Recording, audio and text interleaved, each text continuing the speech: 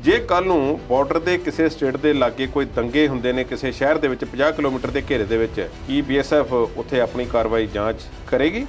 ਕਿ 7 ਅਕਤੂਬਰ ਨੂੰ ਪੰਜਾਬ ਦੇ ਮੁੱਖ ਮੰਤਰੀ ਚਰਨਜੀਤ ਸਿੰਘ ਚੰਨੀ ਅਮਿਤ ਸ਼ਾਹ ਨੂੰ ਮਿਲਣ ਜਾਂਦੇ ਨੇ। ਅਕਾਲੀ ਦਲ ਵਾਲੇ ਤਾਂ ਉਹਨਾਂ ਤੋਂ ਵੇਰਵਾ ਮੰਗ ਰਹੇ ਨੇ ਕਿ ਉਹ ਤੁਹਾਡੀ ਮੀਟਿੰਗ ਦੇ ਵਿੱਚ ਕੀ ਹੋਇਆ ਸੀ, ਸਾਨੂੰ ਵੀ ਦੱਸੋ।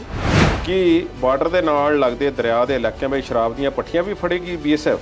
ਪੰਜਾਬ ਪੁਲਿਸ ਆਖੇਗੀ ਕਿ ਇਹ ਵਿਅਕਤੀ ਦੋਸ਼ੀ ਹੈ, ਇਹਨੇ ਫਲਾਂ ਕੰਮ ਕੀਤਾ, ਇਸਨੇ ਨਸ਼ੇ ਲਿਆਂਦੇ ਨੇ, ਹਥਿਆਰ ਲਿਆਂਦੇ ਨੇ, ਤੇ BSF ਆਖੇਗੀ ਕਿ ਨਹੀਂ, ਇਹ ਬੰਦਾ ਤਾਂ ਸਾਫ਼ ਸੁਥਰਾ, ਸਾਡੇ ਕੋਲ ਤਾਂ ਕੋਈ ਸਬੂਤ ਨਹੀਂ ਹੈ। ਕਿ ਫਿਰ ਬਾਰਡਰ ਸਿਕਿਉਰਿਟੀ ਫੋਰਸ ਵਾਲੇ ਵੀ ਹੁਣ ਕੱਛਾਂ ਵਜਾਉਣਗੇ ਕਿ ਸਾਡੇ ਵੀ ਪੈਸੇ ਬਣਾਉਣ ਦੇ ਦਿਨ ਆ ਗਏ।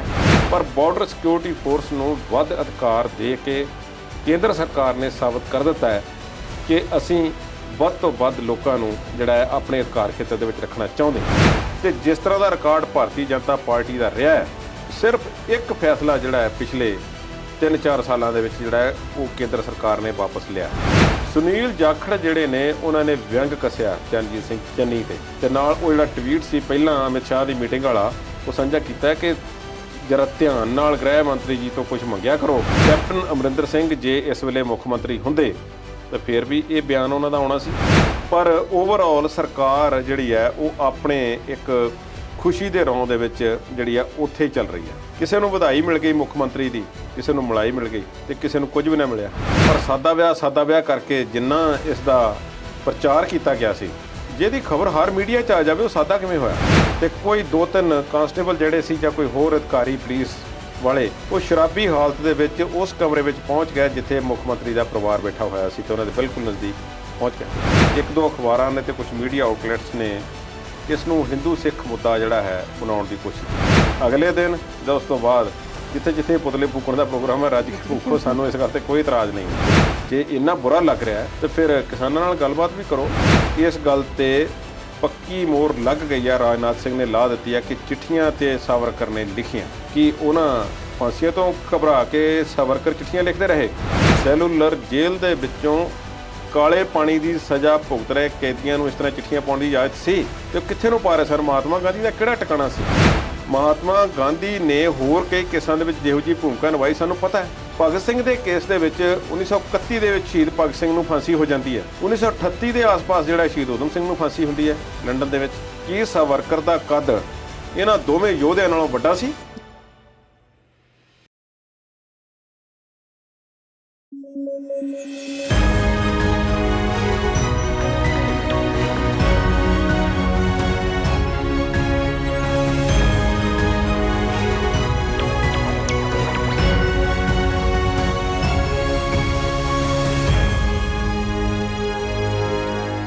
ਸਤਿ ਸ਼੍ਰੀ ਅਕਾਲ। ਪੰਜਾਬੀ ਨੈਸ਼ਨਲ ਟੀਵੀ ਦੇ ਪ੍ਰੋਗਰਾਮ ਵਿਚਾਰ ਚਰਚਾ 'ਚ ਆਪ ਸਭ ਦਰਸ਼ਕਾਂ ਨੂੰ ਜੀ ਆਇਆਂ ਆਖਦੇ ਹਾਂ। ਸੰਘੀ ਢਾਂਚੇ ਦੀ ਸੰਘੀ ਕੌਣ ਘੁੱਟ ਰਿਹਾ ਹੈ? ਮੁੱਖ ਮੰਤਰੀ ਦੇ ਪੁੱਤਰ ਦਾ ਸਾਦਾ ਜਿਹਾ ਵਿਆਹ ਤੇ ਉਸ ਤੋਂ ਬਾਅਦ ਹੁਣ ਕਿਹੜਾ ਮਾਮਲਾ ਸੁਰਖੀਆਂ 'ਚ ਹੈ? ਨਵਜੋਤ ਸਿੰਘ ਸਿੱਧੂ ਦਾ ਮਾਮਲਾ ਕਿੱਥੇ ਤੱਕ ਪਹੁੰਚਿਆ? ਇਹਦੇ ਨਾਲ ਕੁਝ ਹੋਰ ਮੁੱਦਿਆਂ ਤੇ ਆਪਣੇ ਮਾਹਿਰ ਮਹਿਮਾਨ ਦੇ ਵਿਚਾਰ ਜਾਣਾਂਗੇ। ਤੇ ਸਾਡੇ ਨਾਲ ਅੱਜ ਸਟੂਡੀਓ 'ਚ ਮੌਜੂਦ ਨੇ ਕੁਲਦੀਪ ਸਿੰਘ ਹੀਰ ਜੀ। ਹੀਰ ਸਾਹਿਬ, ਤੁਹਾਡਾ ਬਹੁਤ-ਬਹੁਤ ਸਵਾਗਤ। Thank you. ਸਤਿ ਸ਼੍ਰੀ ਅਕਾਲ ਜੀ। ਸੰਘੀ ਢਾਂਚਾ ਕਿਹਦੀ ਸੰਘੀ ਘੁੱਟ ਰਿਹਾ? ਮੈਂ ਸ਼ੁਰੂਆਤ ਦੇ ਵਿੱਚ ਕਹਿ ਦਿੱਤਾ ਹੈ, ਕੇਂਦਰ ਸਰਕਾਰ ਵੱਲੋਂ BSF ਦੇ ਸੁਰੱਖਿਆ ਦਾ ਘੇਰਾ ਵਧਾ ਦਿੱਤਾ ਗਿਆ। ਇੱਕ ਅਸਲ ਦੇ ਵਿੱਚ ਪੂਰਾ ਮਾਮਲਾ ਕੀ ਹੈ, ਇਹਦੇ ਬਾਰੇ ਦੱਸ ਦਿਓ। ਬਾਰਡਰ ਸਿਕਿਉਰਿਟੀ ਫੋਰਸ 1965 ਦੇ ਵਿੱਚ ਇਸ ਦਾ ਗਠਨ ਹੋਇਆ ਕਿ ਸਾਡੀਆਂ ਸਰਹੱਦਾਂ ਦੀ ਰਾਖੀ ਕਰਨੀ ਹੈ ਜੀ। ਇੱਕ ਇਹ ਜਿਹੜੇ ਪੁਲਿਸ ਦੇ ਨਾਲ ਅਸਿਸਟ ਕਰਨ ਵਾਸਤੇ ਕਈ ਵਾਰੀ ਇਹਨਾਂ ਨੂੰ ਹੋਰ ਕੰਮਾਂ ਦੇ ਵਿੱਚ ਵੀ ਲਿਆਂਦਾ ਜਾਂਦਾ ਜੀ। ਪੰਜਾਬ ਦੇ ਵਿੱਚ ਜਦੋਂ ਹਾਲਾਤ ਮਾੜੇ ਸਨ ਤੇ CRPF ਦੇ ਨਾਲ BSF ਨੂੰ ਵੀ ਕਈ ਜਗ੍ਹਾ ਤੇ ਡਿਪਲੋਏ ਕੀਤਾ ਗਿਆ ਸੀ ਜੀ। CRPF ਵੀ ਇਸੇ ਤਰ੍ਹਾਂ ਸੈਂਟਰਲ ਰਿਜ਼ਰਵ ਪੁਲਿਸ ਫੋਰਸ ਹੈ। ਕਿਤੇ ਲੋੜ ਪਵੇ ਰਿਜ਼ਰਵ ਤੇ ਹੁੰਦੇ ਨੇ, ਉਹਨਾਂ ਨੂੰ ਲਿਆਂਦਾ ਜਾ ਸਕਦਾ ਹੈ। ਚੋਣਾਂ ਵਿੱਚ ਹੰਗਾਮੀ ਹਾਲਾਤ ਹੈ, ਕੁਝ ਵੀ ਹੋਵੇ। BSF ਦਾ ਮਾਮਲਾ ਬਿਲਕੁਲ ਸਾਫ਼ ਹੈ ਕਿ ਇਹਨੇ ਸਰਹੱਦਾਂ ਦੀ ਰਾਖੀ ਕਰਨੀ ਹੈ। ਭਾਰਤ ਦੀ ਭੂਗੋਲਿਕ ਸਥਿਤੀ ਇਹੋ ਜਿਹੀ ਹੈ, ਅਸੀਂ ਆਸੇ-ਪਾਸੇ ਤੋਂ ਇਹੋ ਜਿਹੇ ਮੁਲਕਾਂ ਨਾਲ ਘਿਰੇ ਹੋਏ ਹਾਂ ਕਿ BSF ਦਾ ਕੰਮ ਬਹੁਤ ਅਹਿਮ ਹੋ ਜਾਂਦਾ ਹੈ ਜੀ। ਸਮੁੰਦਰੀ ਤੱਟ ਵੀ ਨੇ, ਪਹਾੜ ਵੀ ਨੇ, ਰੇਗਿਸਤਾਨ ਵੀ ਨੇ, ਦਰਿਆ ਵੀ ਨੇ, ਸਭ ਕੁਝ ਹੈ। ਸਭ ਦੀ ਰਾਖੀ ਕਰਨੀ ਹੈ। ਚੀਨ ਦੇ ਬਾਰਡਰ ਤੇ ਤਾਂ ਫੌਜ ਲੱਗੀ ਹੋਈ ਹੈ ਜੀ, ਲੇਕਿਨ ਪਾਕਿਸਤਾਨ ਤੇ ਬੰਗਲਾਦੇਸ਼ ਦੇ ਨਾਲ ਭਾਰਤ ਦਾ ਵੱਡਾ ਬਾਰਡਰ ਲੱਗਦਾ ਹੈ ਜੀ। ਸਭ ਤੋਂ ਲੰਬਾ ਬਾਰਡਰ ਜਿਹੜਾ ਹੈ ਉਹ ਬੰਗਲਾਦੇਸ਼ ਦੇ ਨਾਲ ਦੱਸਿਆ ਜਾਂਦਾ ਹੈ। ਉਸ ਤੋਂ ਬਾਅਦ ਪਾਕਿਸਤਾਨ ਵਾਲਾ ਬਾਰਡਰ ਹੈ। ਇਹ 2-3 ਸੂਬੇ ਆ ਜਿੱਥੇ ਜ਼ਿਆਦਾ ਇਹਨਾਂ ਦੀ ਅਹਿਮੀਅਤ ਹੋ ਜਾਂਦੀ ਹੈ ਬਾਰਡਰ ਸਿਕਿਉਰਿਟੀ ਫੋਰਸ ਦੀ। ਜੀ। ਪੰਜਾਬ ਹੈ, ਰਾਜਸਥਾਨ, ਬੰਗਾਲ ਤੇ ਅਸਾਮ, ਕਿਸੇ ਹੱਦ ਤੱਕ ਗੁਜਰਾਤ। ਜੀ। ਗੁਜਰਾਤ ਦੇ ਨਾਲ ਸਮੁੰਦਰੀ ਹਿੱਸਾ ਵੀ ਲੱਗਦਾ ਹੈ। ਪੰਜਾਬ ਦਾ ਬਾਰਡਰ ਕਾਫੀ ਅਹਿਮ ਹੈ। ਜਿਹੜੀਆਂ 2 ਪਾਕਿਸਤਾਨ ਦੇ ਨਾਲ ਲੜਾਈਆਂ ਹੋਈਆਂ ਇਸੇ ਬਾਰਡਰ ਦੇ ਆਸ-ਪਾਸ ਜ਼ਿਆਦਾ ਹੋਈਆਂ ਨੇ, ਬੰਗਲਾਦੇਸ਼ ਵੱਲ ਵੀ ਹੋਈਆਂ ਨੇ, ਪਰ ਇਹ ਸਭ ਤੋਂ ਕਰੂਸ਼ਲ ਪੁਆਇੰਟ ਮੰਨਿਆ ਜਾਂਦਾ। ਹੋਇਆ ਕੀ ਹੈ ਕਿ 7 ਅਕਤੂਬਰ ਨੂੰ ਪੰਜਾਬ ਦੇ ਮੁੱਖ ਮੰਤਰੀ ਚਰਨਜੀਤ ਸਿੰਘ ਚੰਨੀ ਅਮਿਤ ਸ਼ਾਹ ਨੂੰ ਮਿਲਣ ਜਾਂਦੇ ਨੇ। ਜੀ। ਅਕਾਲੀ ਦਲ ਵਾਲੇ ਤਾਂ ਉਹਨਾਂ ਤੋਂ ਵੇਰਵਾ ਮੰਗ ਰਹੇ ਨੇ ਕਿ ਉਹ ਤੁਹਾਡੀ ਮੀਟਿੰਗ ਦੇ ਵਿੱਚ ਕੀ ਹੋਇਆ ਸੀ, ਸਾਨੂੰ ਵੀ ਦੱਸੋ। ਜੀ। ਉਹ ਮੀਟਿੰਗ ਕਿਸ ਕੰਮ ਲਈ ਸੀ? ਖੈਰ, ਚਰਨਜੀਤ ਸਿੰਘ ਚੰਨੀ ਨੇ ਉੱਥੇ ਮੰਗ ਕੀਤੀ ਹੈ ਕਿ ਸਰਹੱਦ ਦੀ ਸੁਰੱਖਿਆ ਵਧਾਈ ਜਾਵੇ। ਜੀ। ਨਸ਼ੇ ਤੇ ਹਥਿਆਰ ਜਿਹੜੇ ਉੱਥੋਂ ਆਉਣ ਦਾ ਕਾਰਨ ਅਕਸਰ ਬਣਦਾ ਰਹਿੰਦਾ ਹੈ ਪਾਕਿਸਤਾਨ ਵਾਲੇ ਪਾਸਿਓਂ ਜਾਂ ਹੋਰ ਪਾਸਿਓਂ, ਉਸ ਨੂੰ ਠੱਲ ਪਾਈ ਜਾਵੇ ਤੇ ਸਖਤ ਕਦਮ ਚੁੱਕੇ ਜਾਣ। ਜੀ। ਉਹ ਦਿਨ ਤੇ ਕੱਲ੍ਹ ਦਾ ਦਿਨ ਜੀ। ਕੇਂਦਰ ਸਰਕਾਰ ਨੇ ਐਲਾਨ ਕਰ ਦਿੱਤਾ ਕਿ ਆਹ ਚੁੱਕੋ। ਜੀ। ਅੱਗੇ ਸਾਡਾ ਘੇਰਾ 15 ਕਿਲੋਮੀਟਰ ਤੱਕ ਸੀ। ਜੀ। ਹੁਣ ਅਸੀਂ 50 ਕਿਲੋਮੀਟਰ ਤੱਕ ਬਾਰਡਰ ਸਿਕਿਉਰਿਟੀ ਫੋਰਸ ਨੂੰ ਅਧਿਕਾਰ ਦੇ ਦਿੱਤੇ ਨੇ ਕਿ ਸ਼ਿਕਾਇਤ ਦੇ ਆਧਾਰ ਤੇ ਜਾਂ ਜਾਂਚ ਦੇ ਆਧਾਰ ਤੇ ਉਹ ਸਥਾਨਕ ਪੁਲਿਸ ਨੂੰ ਦੱਸਣਗੇ ਵੀ ਨਹੀਂ, ਕਿਸੇ ਨੂੰ ਗ੍ਰਿਫਤਾਰ ਕਰ ਸਕਦੇ ਨੇ, ਕਿਸੇ ਨੂੰ ਹਿਰਾਸਤ ਵਿੱਚ ਰੱਖ ਸਕਦੇ ਨੇ। ਇਹ ਸਾਰਾ ਉਹਨਾਂ ਦਾ ਢਾਂਚਾ ਜਿਹੜਾ ਉਸ ਦਾ ਵਿਸਥਾਰ ਕਰ ਦਿੱਤਾ ਗਿਆ। ਜੀ। ਗੁਜਰਾਤ ਦੇ ਵਿੱਚ ਕਹਿੰਦੇ ਨੇ ਕਿ ਇਹ ਖੇਤਰ ਉਹਨਾਂ ਦਾ ਜਿਹੜਾ ਸੀ ਉਹ 80 ਕਿਲੋਮੀਟਰ ਤੱਕ ਪਹਿਲਾਂ ਹੀ ਦਾਇਰਾ ਸੀ ਗੁਜਰਾਤ ਵਿੱਚ। ਜੀ। ਉੱਥੇ ਦੇ ਭੂਗੋਲਿਕ ਹਾਲਾਤ ਵੱਖਰੇ ਨੇ, ਉਸ ਨੂੰ ਘਟਾ ਕੇ 50 ਕਿਲੋਮੀਟਰ ਤੱਕ ਕਰ ਦਿੱਤਾ ਗਿਆ। ਜੀ। ਰਾਜਸਥਾਨ ਦੇ ਵਿੱਚ ਪਹਿਲਾਂ ਤੋਂ ਹੀ 50 ਕਿਲੋਮੀਟਰ ਹੈ ਜੀ। ਤੇ ਪੰਜਾਬ ਦੇ ਵਿੱਚ 15 ਕਿਲੋਮੀਟਰ ਤੋਂ ਵਧਾ ਕੇ ਤੇ ਬੰਗਾਲ ਦੇ ਵਿੱਚ ਇਸ ਨੂੰ 50 ਕਰ ਦਿੱਤਾ ਗਿਆ। ਜੀ। ਹੁਣ ਇਸ ਬਾਰੇ ਰੌਲਾ ਰੱਪਾ ਤਾਂ ਪਿਆ, ਜੀ। ਉਹਦੀ ਗੱਲ ਬਾਅਦ ਵਿੱਚ ਕਰਦੇ ਹਾਂ, ਪਰ ਕਿਸ ਤੇ ਕਿਸ ਤਰ੍ਹਾਂ ਦਾ ਅਸਰ ਹੋਵੇਗਾ ਇਹਦੇ ਬਾਰੇ ਪਹਿਲਾਂ ਜਾਣਕਾਰੀ ਸਾਂਝੀ ਕਰੀਏ। ਜੀ। ਸ਼ੱਕੀਆਂ ਤੇ ਕਾਰਵਾਈ ਹੋਵੇਗੀ ਜਿਹੜੇ ਨਸ਼ਿਆਂ ਦੇ, ਹਥਿਆਰਾਂ ਦੇ ਤੇ ਹੋਰ ਗੈਰ ਕਾਨੂੰਨੀ ਗਤੀਵਿਧੀਆਂ ਵਿੱਚ ਸ਼ਾਮਲ ਹੋਣਗੇ। ਜੀ। ਕੀ ਬਾਰਡਰ ਦੇ ਨਾਲ ਲੱਗਦੇ ਦਰਿਆ ਦੇ ਇਲਾਕਿਆਂ ਵਿੱਚ ਸ਼ਰਾਬ ਦੀਆਂ ਭੱਠੀਆਂ ਵੀ ਫੜੇਗੀ BSF? ਜੀ। ਕੀ ਪਰਚਾ ਦਰਜ ਕਰਕੇ ਅਦਾਲਤ ਵਿੱਚ ਪੇਸ਼ ਕਰੇਗੀ? ਜੀ। ਜਾਂ ਫਿਰ ਉਸ ਤੋਂ ਗਾਂਹ ਜਿਹੜੀ ਸਥਾਨਕ ਪੁਲਿਸ ਆ ਉਸ ਦਾ ਕੰਮ ਹੋਵੇਗਾ? ਕੀ ਇੰਨਾ ਕੰਮ ਕਰਨ ਵਾਸਤੇ ਬਾਰਡਰ ਸਿਕਿਉਰਿਟੀ ਫੋਰਸ ਦੇ ਕੋਲ ਇੰਨਾ ਅਮਲਾ ਤੇ ਇੰਨੀ ਫੋਰਸ ਮੌਜੂਦ ਹੈ? ਜੀ। ਇਹਨਾਂ ਸਵਾਲਾਂ ਦੇ ਜਵਾਬ ਇਹਨਾਂ ਵਿੱਚੋਂ ਕੁਝ ਇੱਕ ਦੇ ਮਿਲ ਸਕਦੇ ਨੇ, ਕੁਝ ਇੱਕ ਦੇ ਅਜੇ ਨਹੀਂ। ਜੀ। ਹੁਣ 10 ਸਟੇਟਸ ਦੇ ਬਾਰਡਰ ਲੱਗਦੇ ਨੇ ਅੰਤਰਰਾਸ਼ਟਰੀ, ਜਿਨ੍ਹਾਂ ਵਿੱਚ 2 ਕੇਂਦਰ ਸ਼ਾਸਿਤ ਪ੍ਰਦੇਸ਼ ਵੀ ਨੇ, ਪੰਜਾਬ, ਵੈਸਟ ਬੰਗਾਲ ਤੇ ਅਸਾਮ। ਇਹਨਾਂ ਤੇ ਜ਼ਿਆਦਾ ਜਿਹੜਾ ਇਸ ਦਾ ਅਸਰ ਪੈਣ ਵਾਲਾ। ਹੁਣ ਬਾਰਡਰ ਸੀਲ ਕਰੋ, ਡਰੱਗ ਆਉਂਦੇ ਨੇ, ਹਥਿਆਰ ਆਉਂਦੇ ਨੇ। 50,000 ਸਕੁਅਰ ਕਿਲੋਮੀਟਰ ਪੰਜਾਬ ਦਾ ਖੇਤਰ ਹੈ। ਜੀ। ਵਿਰੋਧੀ ਧਿਰ ਤਾਂ ਇਹ ਕਹਿ ਰਹੀ ਹੈ, ਪੰਜਾਬ ਦੀ ਸਰਕਾਰ ਤਾਂ ਇਹ ਕਹਿ ਰਹੀ ਹੈ ਕਿ 50 ਵਿੱਚੋਂ 25,000 ਤੇ ਜਿਹੜਾ ਹੈ ਉਹ BSF ਦੇ ਅਧਿਕਾਰ ਖੇਤਰ 'ਚ ਆ ਗਿਆ। ਜੀ। ਪਰ ਇਸ ਦਾ ਮਤਲਬ ਇਹ ਨਹੀਂ ਕਿ ਜਿੱਥੇ BSF ਦਾ ਅਧਿਕਾਰ ਖੇਤਰ ਆ ਗਿਆ ਉੱਥੇ ਪੰਜਾਬ ਪੁਲਿਸ ਦਾ ਅਧਿਕਾਰ ਖੇਤਰ ਖਤਮ ਹੋ ਜਾਵੇਗਾ। ਜੀ। ਦੋਨੇ ਪੈਰਲਲ ਫੋਰਸਿਸ ਦਾ ਅਧਿਕਾਰ ਖੇਤਰ ਬਣਿਆ ਰਹੇਗਾ। ਜੀ। ਹੁਣ ਸਰਕਾਰਾਂ ਕੀ ਕਹਿੰਦੀਆਂ ਨੇ? ਉਹ ਕਹਿੰਦੇ ਨੇ ਕਿ ਇਸ ਨਾਲ ਕੰਟਰਡਿਕਸ਼ਨ ਪੈਦਾ ਹੋਵੇਗੀ। ਇਹ ਕਿਵੇਂ ਕੰਮ ਚੱਲੇਗਾ? ਜੀ। ਕਿ ਇੱਕ ਦੂਸਰੇ ਦੇ ਨਾਲ ਵੀ ਇੱਕ ਦੂਸਰੇ ਦੇ ਬਿਆਨਾਂ ਦਾ ਫਾਇਦਾ ਜਿਹੜਾ ਹੈ ਅਸਲ ਦੋਸ਼ੀ ਤਾਂ ਨਾ ਉਠਾਉਣਗੇ। ਜੀ। ਪੰਜਾਬ ਪੁਲਿਸ ਦੀ ਰਿਪੋਰਟ ਕੁਝ ਹੋਰ ਆਖੇਗੀ ਕਿਸੇ ਇੱਕ ਖਾਸ ਵਿਅਕਤੀ ਦੇ ਬਾਰੇ। ਪੰਜਾਬ ਪੁਲਿਸ ਆਖੇਗੀ ਕਿ ਇਹ ਵਿਅਕਤੀ ਦੋਸ਼ੀ ਹੈ, ਇਹਨੇ ਫਲਾਂ ਕੰਮ ਕੀਤਾ, ਇਸਨੇ ਨਸ਼ੇ ਲਿਆਂਦੇ ਨੇ, ਹਥਿਆਰ ਲਿਆਂਦੇ ਨੇ। ਜੀ। ਤੇ BSF ਆਖੇਗੀ ਕਿ ਨਹੀਂ, ਇਹ ਬੰਦਾ ਤਾਂ ਸਾਫ਼ ਸੁਥਰਾ, ਸਾਡੇ ਕੋਲ ਤਾਂ ਕੋਈ ਸਬੂਤ ਨਹੀਂ ਹੈ। ਜੀ। ਫਿਰ ਅਦਾਲਤ ਵਿੱਚ ਕਿੱਥੇ ਟਿਕਣਗੇ ਸਰਕਾਰ ਦੇ ਕੇਸ? ਇਹ ਸਵਾਲ ਬਣਦੇ ਨੇ। ਜੀ। ਪਰ ਪੰਜਾਬ ਦੇ ਜਿਹੜੇ ਪ੍ਰਮੁੱਖ ਸ਼ਹਿਰ ਹੁਣ BSF ਦੇ ਅਧਿਕਾਰ ਖੇਤਰ ਦੇ ਥੱਲੇ ਆ ਜਾਣਗੇ, ਉਹਨਾਂ ਦੀ ਜਰਾ ਸੂਚੀ ਤੁਸੀਂ ਜਾਣ ਲਓ। ਜੀ। ਉਹ ਬੜੇ ਇੰਟਰਸਟਿੰਗ ਨੇ। ਉਹਨਾਂ ਵਿੱਚ ਪਠਾਨਕੋਟ ਵੀ ਹੈ, ਜੀ। ਬਟਾਲਾ ਵੀ ਹੈ, ਅੰਮ੍ਰਿਤਸਰ ਹੈ, ਤਰਨਤਾਰਨ ਸਾਹਿਬ ਹੈ, ਫਿਰੋਜ਼ਪੁਰ ਹੈ, ਜਲਾਲਾਬਾਦ, ਫਾਜ਼ਿਲਕਾ, ਅਬੋਹਰ ਤੋਂ ਬਿਨਾਂ ਹੋਰ ਵੀ ਕੋਈ ਸ਼ਹਿਰ ਆ ਸਕਣਗੇ। ਜੀ। ਇਹ ਬੜੀ ਇੰਟਰਸਟਿੰਗ ਸਿਚੁਏਸ਼ਨ ਬਣੀ ਹੈ।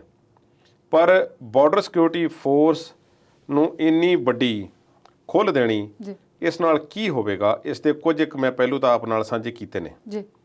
ਇੱਕ ਗੱਲ ਆਮ ਕੀਤੀ ਜਾਂਦੀ ਹੈ ਕਿ ਫੌਜ ਜਾਂ ਇਸ ਤਰ੍ਹਾਂ ਦੇ ਜਿਹੜੇ ਸੈਨਿਕ ਬਲ ਹੁੰਦੇ ਨੇ, ਉਹਨਾਂ ਨੂੰ ਆਮ ਲੋਕਾਂ ਵਿੱਚ, ਆਮ ਪਬਲਿਕ ਦੇ ਵਿੱਚ ਬਹੁਤੀ ਦੇਰ ਨਹੀਂ ਲੱਗੇ ਰਹਿਣ ਦੇਣਾ ਚਾਹੀਦਾ। ਜੀ। ਉਸ ਨਾਲ ਕੀ ਹੁੰਦਾ? ਇੱਕ ਉਹਨਾਂ ਦਾ ਆਪਣਾ ਸਿਸਟਮ ਹੁੰਦਾ, ਡਿਸਪਲਿਨ ਹੁੰਦਾ, ਜੋ ਪੁਲਿਸ ਵਿੱਚ ਘੱਟ ਵੇਖਿਆ ਜਾਂਦਾ ਹੈ। ਜੀ। ਜੇ ਉਹ ਨਹੀਂ ਦੇਖਿਆ ਜਾਂਦਾ ਤੇ ਉਹਨਾਂ ਵਿੱਚ BSF ਵਿੱਚ ਜ਼ਿਆਦਾ ਹੋਵੇਗਾ, ਫੌਜ ਨਾਲ ਦੇ ਬਰਾਬਰ ਤਾਂ ਸ਼ਾਇਦ ਨਾ ਹੋਵੇਗੀ, ਪਰ ਉਸ ਤੋਂ ਥੋੜਾ ਬਹੁਤਾ ਘੱਟ ਹੋ ਸਕਦਾ ਹੈ ਜੀ। ਤੇ ਉਹਨਾਂ ਦੀ ਫਿਟਨੈਸ ਵੀ ਆ, ਹੋਰ ਸਾਰੀਆਂ ਚੀਜ਼ਾਂ ਵੀ ਆ। ਆਮ ਲੋਕਾਂ ਨਾਲ ਵਾਹ ਵਾਸਤਾ ਨਹੀਂ ਹੈ ਜੀ। ਕਿ ਫਿਰ ਜਿਵੇਂ ਪੰਜਾਬ ਪੁਲਿਸ ਤੇ ਕਰਪਸ਼ਨ ਦੇ ਇਲਜ਼ਾਮ ਲੱਗਦੇ ਨੇ ਜਾਂ ਦੂਸਰੀਆਂ ਪੁਲਿਸਾਂ ਤੇ ਲੱਗਦੇ ਨੇ, ਦਿੱਲੀ ਤੇ ਜਾਂ ਹਰਿਆਣਾ ਤੇ ਜਾਂ ਬੰਗਾਲ 'ਚ ਵੀ ਹੋਣਗੇ, ਜੀ। ਕਿ ਫਿਰ ਬਾਰਡਰ ਸਿਕਿਉਰਿਟੀ ਫੋਰਸ ਵਾਲੇ ਵੀ ਹੁਣ ਕੱਛਾਂ ਵਜਾਉਣਗੇ ਕਿ ਸਾਡੇ ਵੀ ਪੈਸੇ ਬਣਾਉਣ ਦੇ ਦਿਨ ਆ ਗਏ। ਜੀ।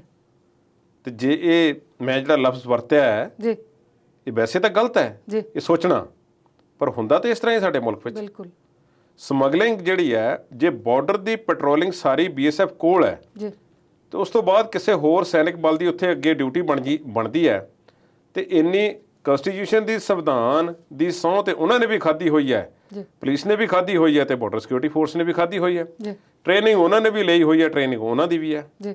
ਉਹ ਵੀ ਸਰਕਾਰੀ ਮੁਲਾਜ਼ਮ ਨੇ, ਉਹ ਵੀ ਸਰਕਾਰੀ ਮੁਲਾਜ਼ਮ ਨੇ। ਵਰਦੀ ਉਹਨਾਂ ਦੇ ਹੋਰ ਰੰਗ ਦੀ ਹੈ, BSF ਦੀ ਹੋਰ ਰੰਗ ਦੀ ਹੈ। ਉਹਨਾਂ ਦਾ ਆਪਣਾ ਕੰਮ ਹੈ, ਪੁਲਿਸ ਦਾ ਆਪਣਾ ਕੰਮ ਹੈ। ਪੁਲਿਸ ਕੋਲ ਸਿਸਟਮ ਹੁੰਦਾ ਹੈ, ਪੁਲਿਸ ਦੀਆਂ ਆਪਣੀਆਂ ਲੈਬੋਰਟਰੀਜ਼ ਨੇ ਜਿੱਥੇ ਫੋਰੈਂਸਿਕ ਜਾਂਚ ਹੋਣੀ ਹੈ, ਸਭ ਕੁਝ, ਸਾਰਾ ਜਸੂਸੀ ਸਿਸਟਮ ਹੈ, ਦੂਰ ਤੱਕ ਅਦਾਲਤਾਂ ਤੱਕ ਸਭ ਕੁਝ ਚੱਲਦਾ ਹੈ। ਬਾਰਡਰ ਸਿਕਿਉਰਿਟੀ ਫੋਰਸ ਨੂੰ ਯਕਮੁਸ਼ਤ ਇੰਨੀ ਖੁੱਲ੍ਹ ਦੇ ਦੇਣੀ, ਇਸ ਨਾਲ ਅਜੇ ਪੇਚੀਦਗੀਆਂ ਵੱਧ ਪੈਦਾ ਹੋਣਗੀਆਂ।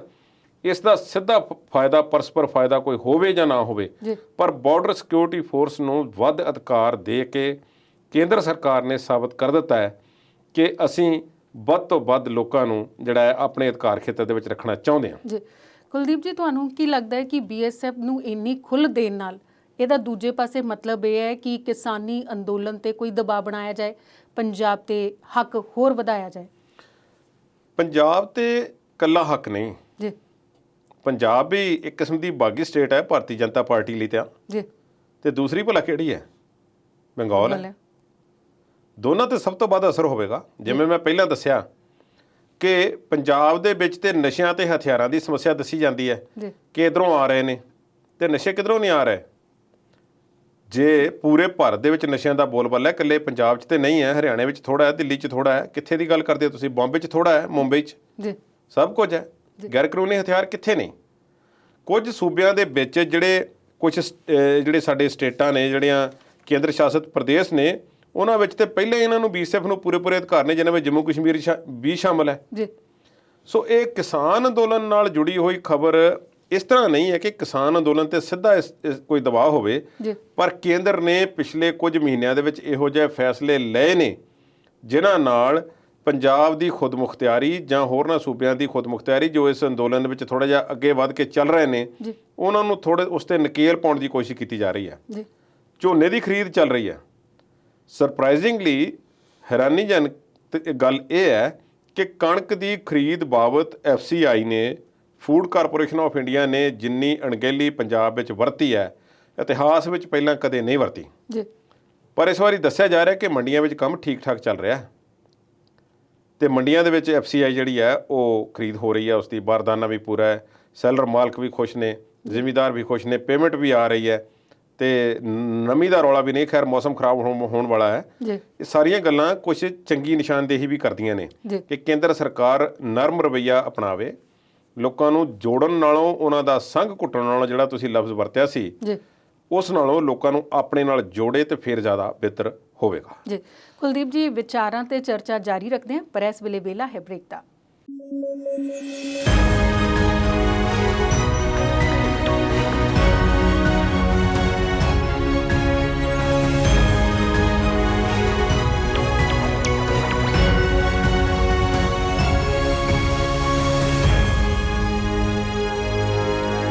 ਵਕਫੇ ਤੋਂ ਬਾਅਦ ਵਿਚਾਰ ਚਰਚਾ ਪ੍ਰੋਗਰਾਮ 'ਚ ਦਰਸ਼ਕਾਂ ਦਾ ਫਿਰ ਤੋਂ ਸਵਾਗਤ ਕਰਦੇ ਹਾਂ। ਕੁਲਦੀਪ ਜੀ, ਕੇਂਦਰ ਸਰਕਾਰ ਨੇ ਹੁਕਮ ਤਾਂ ਲਾਗੂ ਕਰ ਦਿੱਤਾ ਹੈ ਕਿ 50 ਕਿਲੋਮੀਟਰ ਦਾ ਘੇਰਾ ਹੁਣ BSF ਦੇ ਅੰਡਰ ਹੋਏਗਾ। ਇਸ ਨੂੰ ਲੈ ਕੇ ਵਿਰੋਧੀ ਪਾਰਟੀਆਂ ਨੇ ਵੀ ਕੁਝ ਆਖਿਆ ਜਾਂ ਕੋਈ ਇਹਦੇ ਪੱਖ 'ਚ ਵੀ ਬੋਲ ਰਿਹਾ? ਵਿਰੋਧੀ ਪਾਰਟੀਆਂ ਬਹੁਤ ਕੁਝ ਆਖ ਰਹੀਆਂ ਨੇ ਜੀ, ਪਰ ਕੁਝ ਇੰਟਰਸਟਿੰਗ ਗੱਲਾਂ ਵੀ ਆਈਆਂ ਨੇ ਜੀ। ਪੰਜਾਬ ਦੇ ਮੁੱਖ ਮੰਤਰੀ CM ਚਰਨਜੀਤ ਸਿੰਘ ਚੰਨੀ ਜਿਹੜੇ ਨੇ, ਉਹ ਸਭ ਤੋਂ ਪਹਿਲਾਂ ਇਸ ਦੇ ਖਿਲਾਫ ਬੋਲੇ ਨੇ ਜੀ। ਉਹਨਾਂ ਨੇ ਜਿਹੜੇ ਲਫ਼ਜ਼ ਵਰਤੇ ਨੇ, ਉਸ ਨੂੰ ਸੰਘਵਾਦ ਦਾ ਲਫ਼ਜ਼ ਵੀ ਵਰਤਿਆ ਕਿ ਉਹਦਾ ਗਲ ਘੁੱਟਿਆ ਜਾ ਰਿਹਾ ਹੈ। ਇੱਕ ਪਾਸਟਰ ਫੈਸਲੇ ਦੀ ਵੀ ਗੱਲ ਕੀਤੀ ਹੈ, ਤਰਕਹੀਣ ਵੀ ਆਖਿਆ ਹੈ। ਹੁਣ ਇਹ ਕਾਫੀ ਸਟਰੋਂਗ ਸਟੇਟਮੈਂਟ ਹੈ। ਪਰ ਦੂਜੇ ਪਾਸੇ ਥੋੜ੍ਹਾ ਜਿਹਾ ਨਾਲ ਜੋੜ ਕੇ ਦੇਖਿਆ ਉਸ ਗੱਲ ਨੂੰ ਕਿ ਜਿਹੜੀ ਅਮਿਤ ਸ਼ਾਹ ਨਾਲ ਇਹਨਾਂ ਦੀ ਮੀਟਿੰਗ ਹੋਈ ਸੀ, ਚਰਨਜੀਤ ਸਿੰਘ ਚੰਨੀ ਤਾਂ ਇਹ ਕਹਿ ਕੇ ਆਇਆ ਸੀ ਕਿ ਬਾਰਡਰ ਨੂੰ ਜਰਾ ਚੰਗੀ ਤਰ੍ਹਾਂ ਸੀਲ ਕਰ ਦਿਓ ਜੀ ਤੇ ਇਹਨੇ ਬਾਰਡਰ ਦਾ ਘੇਰਾ ਵਧਾ ਦਿੱਤਾ ਜੀ ਬਾਰਡਰ ਸਿਕਿਉਰਿਟੀ ਫੋਰਸ ਨੂੰ 50 ਕਿਲੋਮੀਟਰ ਤੱਕ ਅੰਦਰ ਲੈ ਆਉਣਾ ਤੇ ਵੱਡੇ ਸ਼ਹਿਰ ਇਸ ਦੇ ਅੰਡਰ ਆ ਜਾਣੇ ਜੀ ਬਹੁਤ ਵੱਡੀ ਗੱਲ ਹੈ ਜੀ ਔਰ ਅੰਮ੍ਰਿਤਸਰ ਦਾ ਅੰਦਰ ਆਉਣਾ ਪੰਜਾਬ ਵਾਸਤੇ ਹੋਰ ਵੀ ਬਹੁਤ ਵੱਡੀ ਗੱਲ ਹੈ। ਹੁਣ ਇਸ ਤੋਂ ਬਾਅਦ ਚਰਨਜੀਤ ਸਿੰਘ ਚੰਨੀ ਨੇ ਕੰਡੈਮ ਕੀਤਾ ਹੈ ਕਿ ਇਹ ਕੰਮ ਗਲਤ ਹੈ ਤੇ ਇਸ ਡਿਸੀਜਨ ਨੂੰ ਵਾਪਸ ਲਿਆ ਜਾਵੇ ਜੀ ਤੇ ਜਿਸ ਤਰ੍ਹਾਂ ਦਾ ਰਿਕਾਰਡ ਭਾਰਤੀ ਜਨਤਾ ਪਾਰਟੀ ਦਾ ਰਿਹਾ ਹੈ ਸਿਰਫ ਇੱਕ ਫੈਸਲਾ ਜਿਹੜਾ ਹੈ ਪਿਛਲੇ 3-4 ਸਾਲਾਂ ਦੇ ਵਿੱਚ ਜਿਹੜਾ ਹੈ ਉਹ ਕੇਂਦਰ ਸਰਕਾਰ ਨੇ ਵਾਪਸ ਲਿਆ। ਜੀ ਕੁਝ ਦਿਨ ਪਹਿਲਾਂ ਸਰਕਾਰ ਨੇ ਕਹਿ ਦਿੱਤਾ ਸੀ ਕਿ 11 ਅਕਤੂਬਰ ਨੂੰ ਝੋਨੇ ਦੀ ਖਰੀਦ ਸ਼ੁਰੂ ਕਰਨੀ ਹੈ ਜੀ ਨਵੀਂ ਆ ਗਈ ਹੈ ਮੌਸਮ ਖਰਾਬ ਹੈ ਫਿਰ ਜਦੋਂ ਰੌਲਾ ਪਿਆ ਤਾਂ ਫਿਰ ਰਾਤੋਂ ਰਾਤ ਹੁਕਮ ਜਾਰੀ ਹੋਏ ਤੇ ਅਗਲੇ ਦਿਨ ਖਰੀਦ ਸ਼ੁਰੂ ਹੋਈ। ਜੀ ਮੈਂ ਸੋਚਦਾ ਜਦੋਂ ਮੰਡੀਆਂ ਦੇ ਹਾਲਾਤ ਵੇਖਦੇ ਆ ਹੁਣ ਜੇ 11 ਨੂੰ ਸ਼ੁਰੂ ਹੋਣੀ ਹੁੰਦੀ ਤੇ ਇੰਨਾ ਖਲਾਰਾ ਪੈਣਾ ਸੀ ਔਰ ਇੰਨੀ ਖੱਜਲ ਖੁਆਰੀ ਹੋਣੀ ਸੀ ਜੀ ਕਿ ਕੋਈ ਅੰਦਾਜ਼ਾ ਨਹੀਂ ਲਾ ਸਕਦੇ। ਮੁੱਦੇ ਤੇ ਆਉਂਦੇ ਆ ਜੀ ਚਰਨਜੀਤ ਸਿੰਘ ਚੰਨੀ ਨੇ ਮੰਗ ਤਾਂ ਕਰ ਲਈ ਹੈ ਤੇ ਮੰਗਾਂ ਤੇ ਬਹੁਤ ਹੋਈਆਂ ਨੇ ਪਿਛਲੇ ਸਾਲਾਂ ਦੇ ਵਿੱਚ ਭਾਰਤੀ ਜਨਤਾ ਪਾਰਟੀ ਦੇ ਤੇ ਸੁਣੀ ਨਹੀਂ ਉਹਨਾਂ ਦੇ ਇੱਕ ਕੰਨ ਦੇ ਵਿੱਚੋਂ ਦੀ ਸੁਣੀ ਤੇ ਦੂਸਰੇ ਵਿੱਚੋਂ ਬਾਹਰ ਕੱਢ ਦਿੱਤੀ ਹੈ। ਜੀ ਹੁਣ ਜਦੋਂ ਉਹਨਾਂ ਨੇ ਕਿਹਾ ਕਿ ਇਹ ਫੈਸਲਾ ਵਾਪਸ ਲਓ ਤੇ ਨਾਲ ਪ੍ਰੋੜਤਾ ਵੀ ਹੋਈ ਹੈ ਜੀ ਮਨੀਸ਼ ਤਿਵਾੜੀ ਵੀ ਬੋਲੇ ਨੇ ਕਾਂਗਰਸ ਦੇ ਵੀ ਗਲਤ ਕੰਮ ਹੈ ਇਹ ਨਹੀਂ ਹੋਣਾ ਚਾਹੀਦਾ।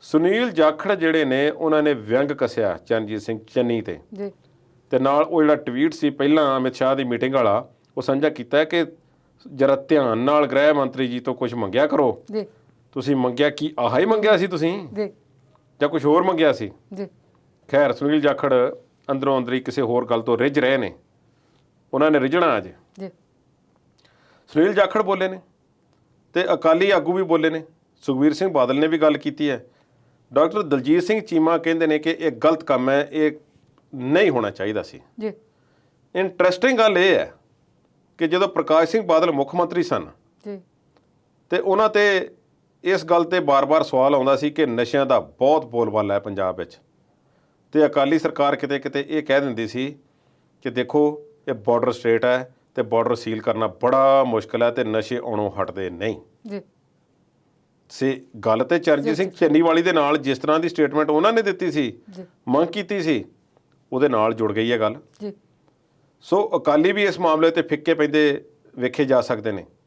ਜਿਹੜੇ ਲੋਕ ਕੁਝ ਹੋਰ ਬੋਲੇ ਨੇ ਮਮਤਾ ਵੀ ਨਾਰਾਜ਼ ਹੋਈ ਹੈ ਉਸ ਦੀ ਨਾਰਾਜ਼ਗੀ ਕੁਝ ਹੋਰ ਤਰ੍ਹਾਂ ਦੀ ਆ। ਉੱਥੇ ਨਸ਼ਿਆਂ ਦਾ ਤੇ ਹਥਿਆਰਾਂ ਦਾ ਬਹੁਤਾ ਮਸਲਾ ਨਹੀਂ ਉੱਥੇ ਹੈ ਇਲੀਗਲ ਇਮੀਗ੍ਰੈਂਟਸ। ਜੀ ਹੁਣ ਮਮਤਾ ਨੇ ਤਾਂ ਪਹਿਲਾਂ ਹੀ ਜਿਹੜਾ ਹੈ ਕਈ ਜਗ੍ਹਾ ਤੇ ਫੌਜ BSF ਜਾਂ CRPF ਦੀ ਜਿਹੜੀ ਉਹਨਾਂ ਦੀ ਵੱਧਦੀ ਹੋਈ ਤਾਕਤ ਹੈ ਉਹ ਤੇ ਨੱਥ ਪਾਉਣ ਦੀ ਉਹਨਾਂ ਨੇ ਗੱਲ ਕਈ ਵਾਰੀ ਕੀਤੀ ਹੈ ਜੀ ਉਹ ਬੋਲੇ ਨੇ। ਹੁਣ ਦੂਸਰੀ ਗੱਲ ਇਹ ਹੈ ਕਈ ਲੀਡਰ ਇਹ ਕਹਿ ਰਹੇ ਨੇ ਕਿ ਦੇਖੋ ਜਿਹੜੇ ਲੋਕਾਂ ਨੇ ਚੁਣੀ ਹੋਈ ਸਰਕਾਰ ਜਿੱਥੇ ਚੁਣੀ ਹੋਈ ਹੋਵੇ ਜੀ ਉਸ ਚੁਣੀ ਹੋਈ ਸਰਕਾਰ ਦੇ ਫੈਸਲੇ ਪੁਲਿਸ ਤੇ ਹੋਰ ਸਾਰੀ ਚੀਜ਼ਾਂ ਉਸ ਦੇ ਅੰਡਰ ਹੋਣ ਤਾਂ ਕਿ ਜਨਤਾ ਦੀ ਸਹੀ ਮਾਇਨਿਆਂ ਦੇ ਵਿੱਚ ਸੇਵਾ ਹੋ ਸਕੇ ਤੇ ਅਮਨ ਕਾਨੂੰਨ ਦੀ ਰਾਖੀ ਹੋ ਸਕੇ। ਜੀ ਉਹ ਜਿਹੜੇ ਕਾਨੂੰਨ ਹੈ ਮੌਕੇ ਦਾ ਉਸ ਬਾਰੇ ਕੀ ਫੈਸਲਾ ਲੈਣਾ ਹੈ। ਜੀ ਜੇ ਕੱਲ ਨੂੰ ਬਾਰਡਰ ਦੇ ਕਿਸੇ ਸਟੇਟ ਦੇ ਲਾਗੇ ਕੋਈ ਦੰਗੇ ਹੁੰਦੇ ਨੇ ਕਿਸੇ ਸ਼ਹਿਰ ਦੇ ਵਿੱਚ 50 ਕਿਲੋਮੀਟਰ ਦੇ ਘੇਰੇ ਦੇ ਵਿੱਚ ਜੀ ਕੀ BSF ਉੱਥੇ ਆਪਣੀ ਕਾਰਵਾਈ ਜਾਂਚ ਕਰੇਗੀ ਜੀ ਇਹ ਸਵਾਲ ਖੜਾ ਹੁੰਦਾ ਹੈ ਬਿਲਕੁਲ ਜਾਂ ਇਸ ਮੁੱਦੇ 'ਚ ਉਹਨਾਂ ਦਾ ਦਖਲਅੰਦਾਜ਼ੀ ਨਹੀਂ ਹੋਵੇਗੀ। ਜੀ ਹੁਣ ਗੱਲ ਇਹ ਹੈ ਤੁਸੀਂ ਇਹ ਸੋਚੋ ਕਿ ਅਰਵਿੰਦ ਕੇਜਰੀਵਾਲ ਅਜੇ ਤੱਕ ਬੋਲੇ ਤਾਂ ਨਹੀਂ ਜੀ ਦਿੱਲੀ ਦੇ ਵਿੱਚ ਉਹ ਤੀਸਰੀ ਵਾਰੀ ਮੁੱਖ ਮੰਤਰੀ ਬਣੇ ਨੇ ਤੇ ਦਿੱਲੀ ਦੇ ਲੋਕਾਂ ਨੇ ਉਹਨਾਂ ਨੂੰ ਪੂਰੇ ਜ਼ੋਰ ਸ਼ੋਰ ਨਾਲ ਵੋਟਾਂ ਪਾਈਆਂ ਨੇ 2 ਵਾਰੀ ਤਾਂ ਬਹੁਤ ਖਿੱਚ ਕੇ ਵੋਟਾਂ ਪਾਈਆਂ ਨੇ ਜੀ ਤੇ ਦਿੱਲੀ ਪੁਲਿਸ ਉਹਨਾਂ ਦੇ ਅਜੇ ਵੀ ਕੰਟਰੋਲ 'ਚ ਨਹੀਂ ਹੈ। ਬਿਲਕੁਲ ਦਿੱਲੀ ਪੁਲਿਸ ਤੇ ਉਹਨਾਂ ਦੇ MLA ਨੂੰ ਜਦੋਂ ਮਰਜ਼ੀ ਫੜ ਲੈਂਦੀ ਹੈ ਕਿ ਇੱਧਰ ਆ ਭਾਈ ਤੇਰੀ ਜਾਂਚ ਕਰਨੀ ਹੈ ਤੇ ਹਿਰਾਸਤ ਵਿੱਚ ਵੀ ਰੱਖਦੇ ਆ ਤੈਨੂੰ ਜੀ ਤੇ ਮਾਰਕੁੱਟ ਦੀਆਂ ਵੀ ਖਬਰਾਂ ਆਈਆਂ ਸੀ। ਜੀ ਦਿੱਲੀ ਪੁਲਿਸ ਟੋਟਲੀ ਕੇਂਦਰ ਸਰਕਾਰ ਦੇ ਜਾਂ ਲੈਫਟੀਨੈਂਟ ਗਵਰਨਰ ਦੇ ਹੁਕਮਾਂ ਤੇ ਚੱਲਦੀ ਹੈ ਜੀ ਤੇ ਜਦੋਂ ਦਿੱਲੀ ਸਰਕਾਰ ਕਹਿੰਦੀ ਹੈ ਕਿ ਸਾਨੂੰ ਦਿਓ ਅਸੀਂ ਲੋਕਾਂ ਦੀ ਚੁਣੀ ਹੋਈ ਸਰਕਾਰ ਹੈ ਸਾਨੂੰ ਪੁਲਿਸ ਨੂੰ ਚਲਾਉਣ ਦਾ ਹੱਕ ਹੋਣਾ ਚਾਹੀਦਾ ਹੈ ਇੱਥੇ ਕਿੰਨੇ ਕਮਿਸ਼ਨਰ ਲੱਗਣਾ ਹੈ ਕਿੰਨੇ SP ਲੱਗਣਾ ਕਿੰਨੇ DIG ਲੱਗਣਾ ਹੈ ਇੰਸਪੈਕਟਰ ਕਿਹਨੂੰ ਲਾਉਣਾ ਤੇ ਕਿੱਥੇ ਕਦੋਂ ਨਾਕਾ ਲੱਗਣਾ ਚਾਹੀਦਾ ਹੈ ਸਾਰੀਆਂ ਗੱਲਾਂ ਦਾ ਅਧਿਕਾਰ ਸਾਨੂੰ ਹੋਣਾ ਚਾਹੀਦਾ ਅਸੀਂ ਅਮਨ ਕਾਨੂੰਨ ਦੀ ਸਥਿਤੀ ਦੇ ਸਾਡੀ ਜ਼ਿੰਮੇਵਾਰੀ ਹੈ ਤੇ ਉੱਥੇ ਕੋਈ ਬੋਲਦਾ ਤੱਕ ਨਹੀਂ ਤੇ ਹੁਣ ਵੀ ਇਹੋ ਹੀ ਹੋਣ ਵਾਲਾ ਹੈ ਤੇ ਬੋਲਿਆ ਅਜੇ ਵੀ ਇੱਥੇ ਕੋਈ ਨਹੀਂ ਕੋਈ ਖਾਸ ਜਿਹੜੇ ਲੋਕ ਇਸ ਦੇ ਖਿਲਾਫ ਬੋਲੇ ਨੇ ਚਰਨਜੀਤ ਸਿੰਘ ਚੰਨੀ ਉਹਨਾਂ ਦਾ ਮਜ਼ਾਕ ਸੁਨੀਲ ਜਾਖੜ ਨੇ ਉਠਾਇਆ ਤੇ ਉਡਾਇਆ ਤੇ ਕੈਪਟਨ ਅਮਰਿੰਦਰ ਸਿੰਘ ਨੇ ਤੇ ਸਪਸ਼ਟ ਹੀ ਕਰ ਦਿੱਤੀ ਹੈ ਉਹ ਕਹਿੰਦੇ ਨਹੀਂ ਜੀ ਇਹ ਤੇ ਜਦੋਂ ਦੇਸ਼ ਦੀ ਸੁਰੱਖਿਆ ਦਾ ਮੁੱਦਾ ਆਉਂਦਾ ਹੈ ਜੀ ਤੇ ਦੇਸ਼ ਦੀ ਸਰਹੱਦਾਂ ਦੀ ਰਾਖੀ ਦੀ ਗੱਲ ਆਉਂਦੀ ਹੈ, ਸਾਡੇ ਇੰਨੇ ਜਵਾਨ ਜਿਹੜੇ ਨੇ ਰੋਜ਼ ਵਾਦੀ 'ਚ ਮਾਰੇ ਜਾ ਰਹੇ ਨੇ, ਇੱਧਰ ਜਾ ਰਹੇ ਨੇ, ਉਹ ਇਸ ਤਰ੍ਹਾਂ ਹੋ ਰਿਹਾ, ਸਾਡੇ ਤੇ ਅੱਤਵਾਦੀ ਹਮਲੇ ਹੋ ਰਹੇ ਨੇ ਜੀ ਤੇ ਸਾਨੂੰ ਰਾਸ਼ਟਰੀ ਸੁਰੱਖਿਆ ਦੇ ਮੁੱਦੇ ਤੇ ਇਸ ਤਰ੍ਹਾਂ ਦੀ ਗੱਲ ਨਹੀਂ ਕਰਨੀ ਚਾਹੀਦੀ। ਜੀ ਕੈਪਟਨ ਅਮਰਿੰਦਰ ਸਿੰਘ ਜੇ ਇਸ ਵੇਲੇ ਮੁੱਖ ਮੰਤਰੀ ਹੁੰਦੇ ਤਾਂ ਫਿਰ ਵੀ ਇਹ ਬਿਆਨ ਉਹਨਾਂ ਦਾ ਆਉਣਾ ਸੀ, ਜੀ ਇਹ ਸ਼ਾਇਦ ਨਾ ਆਉਂਦਾ। ਪਰ ਇਸ ਵੇਲੇ ਉਹਨਾਂ ਨੇ ਇੱਕ ਰਾਸ਼ਟਰਵਾਦ ਦਾ ਰਾਗ ਆਪਣਾ ਸ਼ੁਰੂ ਕੀਤਾ ਹੋਇਆ ਹੈ, ਜੀ ਜਿਹਨੂੰ ਅਸੀਂ ਸੁਣ ਰਹੇ ਹਾਂ ਸਾਰੇ। ਸੋ ਇਸ ਮੁੱਦੇ ਤੇ ਇਹੋ ਜਿਹੇ ਸਾਡੇ ਕੁਝ ਪੰਜਾਬ ਦੇ ਲੀਡਰਾਂ ਦੇ ਜਾਂ ਆਸੇ-ਪਾਸੇ ਦੇ ਲੀਡਰਾਂ ਦੇ ਇਹੋ ਜਿਹੇ ਬਿਆਨ ਆ ਰਹੇ ਨੇ। ਹਾਂ, ਬਾਕੀ ਸੂਬਿਆਂ ਦੇ ਵਿੱਚੋਂ ਰਾਜਸਥਾਨ ਦੇ ਵਿੱਚ ਕਿਉਂਕਿ ਕੋਈ ਫਰਕ ਨਹੀਂ ਪਿਆ, 50 ਕਿਲੋਮੀਟਰ ਪਹਿਲਾਂ ਹੀ ਹੱਦ ਹੈ ਜੀ ਤੇ ਗੁਜਰਾਤ ਵਿੱਚ ਘੜੀ ਦੀ ਮੱਛੀ ਹੈ ਤੇ ਉਹਨਾਂ ਨੇ ਤੇ ਕੁਝ ਬੋਲਣਾ ਨਹੀਂ, ਤੇ ਜੇ ਬੋਲਣਗੇ ਤੇ ਕਾਰਜਕਾਰਨੀ ਦੇ ਅਸੀਆਂ ਵਿੱਚੋਂ ਵੀ ਨਾਂ ਕੱਟਿਆ ਜਾਏਗਾ, ਜੀ ਜਿਵੇਂ ਮੇਨਕਾ ਗਾਂਧੀ ਤੇ ਵਰੁਣ ਗਾਂਧੀ ਦਾ ਹੋਇਆ। ਜੀ ਤੇ ਇੱਥੇ ਜਿੰਨੇ ਕੁ ਬੋਲੇ ਨੇ ਉਹ ਮੈਂ ਤੁਹਾਡੇ ਨਾਲ ਸਾਂਝੇ ਕਰ ਦਿੱਤੇ ਨੇ। ਜੀ ਤੇ ਕੁਲਦੀਪ ਜੀ, ਗੱਲ ਉਸ ਬੰਦੇ ਦੀ, ਉਸ ਸ਼ਖਸੀਅਤ ਦੀ ਕਰਦੇ ਆ ਜਿਹੜੇ ਮੁੱਦਿਆਂ ਦੀ ਸਿਆਸਤ ਕਰਦੇ ਨੇ। ਨਵਜੋਤ ਸਿੰਘ ਸਿੱਧੂ ਅੱਜ ਦਿੱਲੀ ਹਾਈ ਕਮਾਨ ਨੂੰ ਮਿਲਣ ਪਹੁੰਚੇ ਨੇ। ਸਿੱਧੂ ਰਹਿਣਗੇ ਕਿ ਜਾਣਗੇ? ਤੁਸੀਂ ਲਫ਼ਜ਼ ਵਰਤਿਆ ਸ਼ਖਸੀਅਤ, ਜੀ ਤੇ ਕੈਪਟਨ ਅਮਰਿੰਦਰ ਸਿੰਘ ਕੀ ਕਹਿੰਦੇ ਆ? ਕੋਈ ਉਸ ਨੂੰ ਕਦੇ ਜੋਕਰ ਆਖਦਾ ਰਿਹਾ, ਕੋਈ ਡਰਾਮੇਬਾਜ਼ ਆਖਦਾ ਰਿਹਾ, ਜੀ ਕੋਈ ਕਾਮੇਡੀਅਨ ਆਖਦਾ ਰਿਹਾ, ਕੋਈ ਮਸਖਰਾ ਆਖਦਾ ਰਿਹਾ, ਜੀ ਤੇ ਕੈਪਟਨ ਅਮਰਿੰਦਰ ਸਿੰਘ ਤੇ ਬਾਂਦਰ ਜਿਹਾ ਵੀ ਕਹਿੰਦੇ ਸੀ। ਜੀ ਇਹ ਲਫ਼ਜ਼ ਵਰਤਿਆ ਉਹਨਾਂ ਨੇ, ਥੋੜੇ ਦਿਨ ਪਹਿਲਾਂ ਵਰਤਿਆ।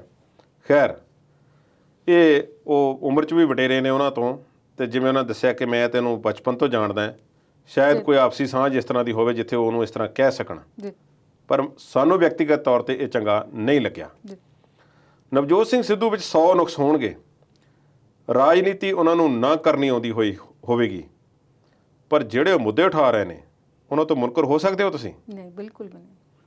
ਜਿਸ ਦਿਨ ਉਹਨਾਂ ਨੇ ਪੀਪੀਸੀਸੀ ਦੇ ਪ੍ਰੈਜ਼ੀਡੈਂਟ ਤੋਂ ਅਸਤੀਫਾ ਦਿੱਤਾ, ਅਹੁਦੇ ਤੋਂ ਟਵੀਟ ਕੀਤਾ, ਜੀ ਤੇ ਸਾਰੇ ਉਹਨਾਂ ਦੇ ਖਿਲਾਫ ਹੋ ਗਏ, ਤੇ ਅਗਲੇ ਦਿਨ ਸਵੇਰੇ ਜਦੋਂ ਵੀਡੀਓ ਪਾਉਂਦੇ ਨੇ ਫਿਰ ਅੱਧੇ ਕੁ ਵਾਪਸ ਮੁੜ ਆਉਂਦੇ ਨੇ ਕਿ ਨਹੀਂ, ਗੱਲ ਤਾਂ ਠੀਕ ਹੈ। ਜੀ ਕਿਸੇ ਨੂੰ ਯਾਦ ਹੈ ਕਿ ਇੱਕ ਤਾਲਮੇਲ ਕਮੇਟੀ ਬਣਾਈ ਹੋਈ ਸੀ ਜਿਸ ਦੇ ਮੁਖੀ ਜਿਹੜੇ ਸੀ ਕੈਪਟਨ ਅਮਰਿੰਦਰ ਸਿੰਘ ਖੁਦ ਬਣ ਕੇ ਬੈਠ ਗਏ ਸੀ, ਜੀ ਤੇ ਉਹਨੇ ਤਾਲਮੇਲ ਬਿਠਾਉਣਾ ਸੀ ਕਾਂਗਰਸ ਪਾਰਟੀ ਦੇ ਵਰਕਰਾਂ ਵਿਚਕਾਰ ਤੇ ਮੰਤਰੀਆਂ ਵਿਚਕਾਰ, ਤੇ ਲੋਕਾਂ ਦੇ ਕੰਮ ਕਰਨੇ ਸਨ। ਜੀ ਕਾਂਗਰਸ ਦੇ ਭਵਨ ਵਿੱਚ ਹੋਇਆ ਕਰਨੇ ਸੀ ਕੰਮ ਉਹ। ਜੀ ਕੀ ਤੁਹਾਨੂੰ ਯਾਦ ਹੈ ਕਿ ਬਿਜਲੀ ਸਮਝੌਤੇ ਰੱਦ ਹੋਣੇ ਸਨ? ਕੀ ਤੁਹਾਨੂੰ ਯਾਦ ਹੈ ਕਿ ਬੇਅਦਬੀ ਕਾਂਡ ਤੇ ਗੋਲੀ ਕਾਂਡ ਦੀ ਜਾਂਚ ਤਿੱਖੀ ਕਰਨੀ ਸੀ? ਜੀ ਕੀ ਤੁਹਾਨੂੰ ਯਾਦ ਹੈ ਕਿ ਕੇਬਲ ਮਾਫੀਆ ਤੇ ਰੇਤ ਮਾਫੀਆ ਤੇ ਕਾਰਵਾਈ ਹੋਣੀ ਸੀ? ਟਰਾਂਸਪੋਰਟ ਦੇ ਖੇਤਰ ਵਿੱਚ ਰਾਜਾ ਵੜਿੰਗ ਦੀ ਕਾਰਵਾਈ ਤੋਂ ਬਿਨਾਂ ਕਿਹੜੀ ਕਾਰਵਾਈ ਹੋਈ? ਜੇ ਤੁਸੀਂ ਹੋਈ ਕੋਈ ਤਾਂ ਮੈਨੂੰ ਸਮਝਾ ਦਿਓ। ਨਹੀਂ, ਵੈਸੇ ਰਾਜਾ ਵੜਿੰਗੀ ਐਕਟਿਵ ਨੇ। ਵੈਸੇ ਸਕਾਲਰਸ਼ਿਪ ਘੁਟਾਲੇ ਨੂੰ ਲੈ ਕੇ ਵੀ ਕੁਝ ਅਧਿਕਾਰੀਆਂ ਦੇ ਨਾਮ ਸਾਹਮਣੇ ਆਏ ਨੇ, ਮਤਲਬ ਉਹਨਾਂ ਤੇ ਚਾਰਜ ਸ਼ੀਟ ਦੀ ਚਰਚਾ ਹੈ। ਪਰ ਓਵਰਆਲ ਸਰਕਾਰ ਜਿਹੜੀ ਹੈ ਉਹ ਆਪਣੇ ਇੱਕ ਖੁਸ਼ੀ ਦੇ ਰੌਂ ਦੇ ਵਿੱਚ ਜਿਹੜੀ ਆ ਉੱਥੇ ਹੀ ਚੱਲ ਰਹੀ ਆ। ਜੀ ਕਿਸੇ ਨੂੰ ਵਧਾਈ ਮਿਲ ਗਈ ਮੁੱਖ ਮੰਤਰੀ ਦੀ, ਕਿਸੇ ਨੂੰ ਮਲਾਈ ਮਿਲ ਗਈ, ਜੀ ਤੇ ਕਿਸੇ ਨੂੰ ਕੁਝ ਵੀ ਨਾ ਮਿਲਿਆ। ਤੇ ਨਵਜੋਤ ਸਿੰਘ ਸਿੱਧੂ ਜਿਨ੍ਹਾਂ ਨੇ ਸਾਰੀ ਇਹ ਗੱਲ ਚੁੱਕੀ ਸੀ, ਉਹਨਾਂ ਨੂੰ ਕੀ ਹਾਸਲ ਹੋਇਆ? ਜੀ ਨਵਜੋਤ ਸਿੰਘ ਸਿੱਧੂ ਦੇ ਕੋਲ ਅੱਜ ਵੀ ਇੱਕ 18 ਅਨੁਕਾਤੀ ਪ੍ਰੋਗਰਾਮ ਹੈ ਜਿਹੜਾ ਹਾਈ ਕਮਾਨ ਨੇ ਕਦੇ ਕੈਪਟਨ ਅਮਰਿੰਦਰ ਸਿੰਘ ਨੂੰ ਦਿੱਤਾ ਸੀ। ਬਿਲਕੁਲ। ਸ਼ਾਇਦ ਬਹੁਤੇ ਜਿਹੜੇ ਮੰਤਰੀ ਹੁਣ ਨਵੇਂ ਬਣੇ ਨੇ ਉਹਨਾਂ ਵਿੱਚੋਂ ਬਹੁਤਿਆਂ ਨੂੰ ਯਾਦ ਵੀ ਨਾ ਹੋਵੇ। ਪ੍ਰਗਟ ਸਿੰਘ ਕੰਮ ਕਰ ਰਹੇ ਨੇ, ਕੁਝ ਉਹਨਾਂ ਨੇ ਨਿਯੁਕਤੀ ਪੱਤਰ ਵੰਡੇ ਨੇ, ਜੀ ਸਿੱਖਿਆ ਦਾ ਖੇਤਰ ਉਹਨਾਂ ਨੂੰ ਦਿੱਤਾ ਗਿਆ, ਚੰਗਾ ਹੁੰਦਾ ਜੇ ਖੇਡ ਖੇਤਰ ਦਿੱਤਾ ਜਾਂਦਾ, ਜੀ ਪਰ ਕੰਮ ਹੋ ਰਿਹਾ ਥੋੜਾ ਜਿਹਾ।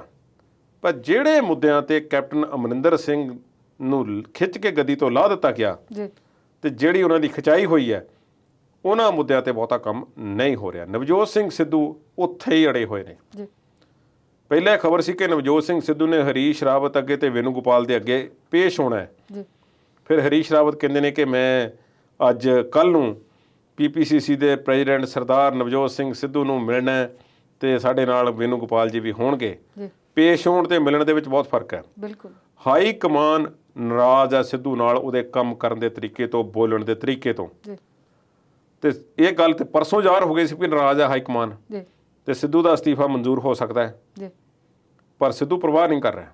ਉਹ ਕਹਿੰਦੇ ਕਿ 18 ਅਨੁਕਾਤੀ ਪ੍ਰੋਗਰਾਮ ਅਜੇ ਵੀ ਉੱਥੇ ਹੀ ਖੜਾ ਹੈ, ਜੀ ਤੇ ਮੈਂ ਚਾਹੁੰਦਾ ਉਹਦੇ ਤੇ ਕੋਈ ਕੰਮ ਹੋਵੇ, ਤੇ ਮੈਂ ਜਾਣਾ ਦਿੱਲੀ, ਗੱਲਬਾਤ ਕਰਾਂਗੇ, ਮਿਲਾਂਗੇ, ਦੇਖਾਂਗੇ ਕੀ ਹੁੰਦਾ ਹੈ। ਜੀ ਜੇ ਨਵਜੋਤ ਸਿੰਘ ਸਿੱਧੂ ਨੂੰ ਪੀਪੀਸੀਸੀ ਦੇ ਪ੍ਰੈਜ਼ੀਡੈਂਟ ਅਹੁਦੇ ਤੋਂ ਉਹਨਾਂ ਦਾ ਅਸਤੀਫਾ ਮਨਜ਼ੂਰ ਕਰ ਲਿਆ ਜਾਂਦਾ ਹੈ, ਜੀ ਫਿਰ ਨਵਜੋਤ ਸਿੰਘ ਸਿੱਧੂ ਦੀ ਕਾਂਗਰਸ ਵਿੱਚ ਕੀ ਹੈਸੀਅਤ ਹੋਵੇਗੀ? ਇਸ ਦਾ ਜਵਾਬ ਸਿਰਫ ਨਵਜੋਤ ਸਿੰਘ ਸਿੱਧੂ ਤੇ ਹਾਈ ਕਮਾਨ ਦੇ ਸਕਦੇ ਨੇ। ਨਹੀਂ, ਵੈਸੇ ਨਵਜੋਤ ਸਿੰਘ ਸਿੱਧੂ ਕੁਝ ਦਿਨ ਪਹਿਲਾਂ ਕਹਿ ਚੁੱਕੇ ਨੇ ਕਿ ਮੈਂ ਰਾਹੁਲ ਗਾਂਧੀ ਤੇ ਪ੍ਰਿਯੰਕਾ ਗਾਂਧੀ ਦੇ ਨਾਲ ਹੀ ਖੜਾ ਰਵਾਂਗਾ, ਭਾਵੇਂ ਅਹੁਦਾ ਰਹੇ ਜਾਂ ਨਾ ਰਹੇ। ਇਸ ਦਾ ਕੋਈ ਬਹੁਤਾ ਅਰਥ ਰਹਿ ਨਹੀਂ ਜਾਣਾ ਜੀ, ਪਰ ਅਸਤੀਫਾ ਉਹਨਾਂ ਨੇ ਖੁਦ ਦਿੱਤਾ ਹੈ ਜੀ, ਇਹ ਉਹਨਾਂ ਦੇ ਹੱਕ 'ਚ ਨਹੀਂ ਜਾਣੀ ਉਹ ਗੱਲ। ਜੀ, ਜੇ ਉਹਨਾਂ ਨੂੰ ਲਾਉਣ ਦੀ ਕੋਸ਼ਿਸ਼ ਹੁੰਦੀ ਉਹ ਇੱਕ ਹੋਰ ਗੱਲ ਹੋਣੀ ਸੀ। ਜੀ, ਸੋ ਅਸਤੀਫਾ ਉਹਨਾਂ ਨੇ ਆਪ ਦਿੱਤਾ ਜਦੋਂ ਕੋਈ ਵੀ ਉਮੀਦ ਨਹੀਂ ਸੀ ਕਰ ਰਿਹਾ। ਜੀ, ਪਰ ਮੁੱਦਿਆਂ ਤੇ ਉਹਨਾਂ ਤੇ ਬਹੁਤਾ ਕੰਮ ਹੋ ਨਹੀਂ ਰਿਹਾ, ਜੀ, ਜਿਨ੍ਹਾਂ ਮੁੱਦਿਆਂ ਕਰਕੇ ਰੌਲਾ ਪਾ ਕੇ ਕੈਪਟਨ ਅਮਰਿੰਦਰ ਸਿੰਘ ਨੂੰ ਲਾਂਭੇ ਕੀਤਾ ਗਿਆ ਸੀ। ਜੀ। ਤੇ ਕੁਲਦੀਪ ਜੀ, ਅਗਲੀਆਂ ਗੱਲਾਂ ਬਾਤਾਂ ਤੁਹਾਡੇ ਨਾਲ ਜਾਰੀ ਰੱਖਾਂਗੇ, ਵੇਲਾ ਹੈ ਬ੍ਰੇਕ ਦਾ।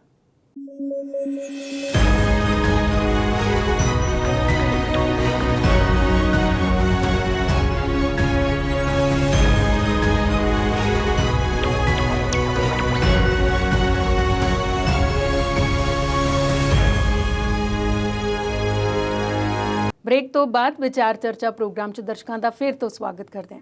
ਹੀਰ ਸਾਹਿਬ, ਗੱਲ ਹੁਣ ਉਸ ਸ਼ਖਸੀਅਤ ਦੇ ਪੁੱਤਰ ਦੇ ਵਿਆਹ ਦੀ ਕਰਨੀ ਹੈ ਜਿਹੜੇ ਬਹੁਤ ਚਰਚਾ ਦੇ ਵਿੱਚ।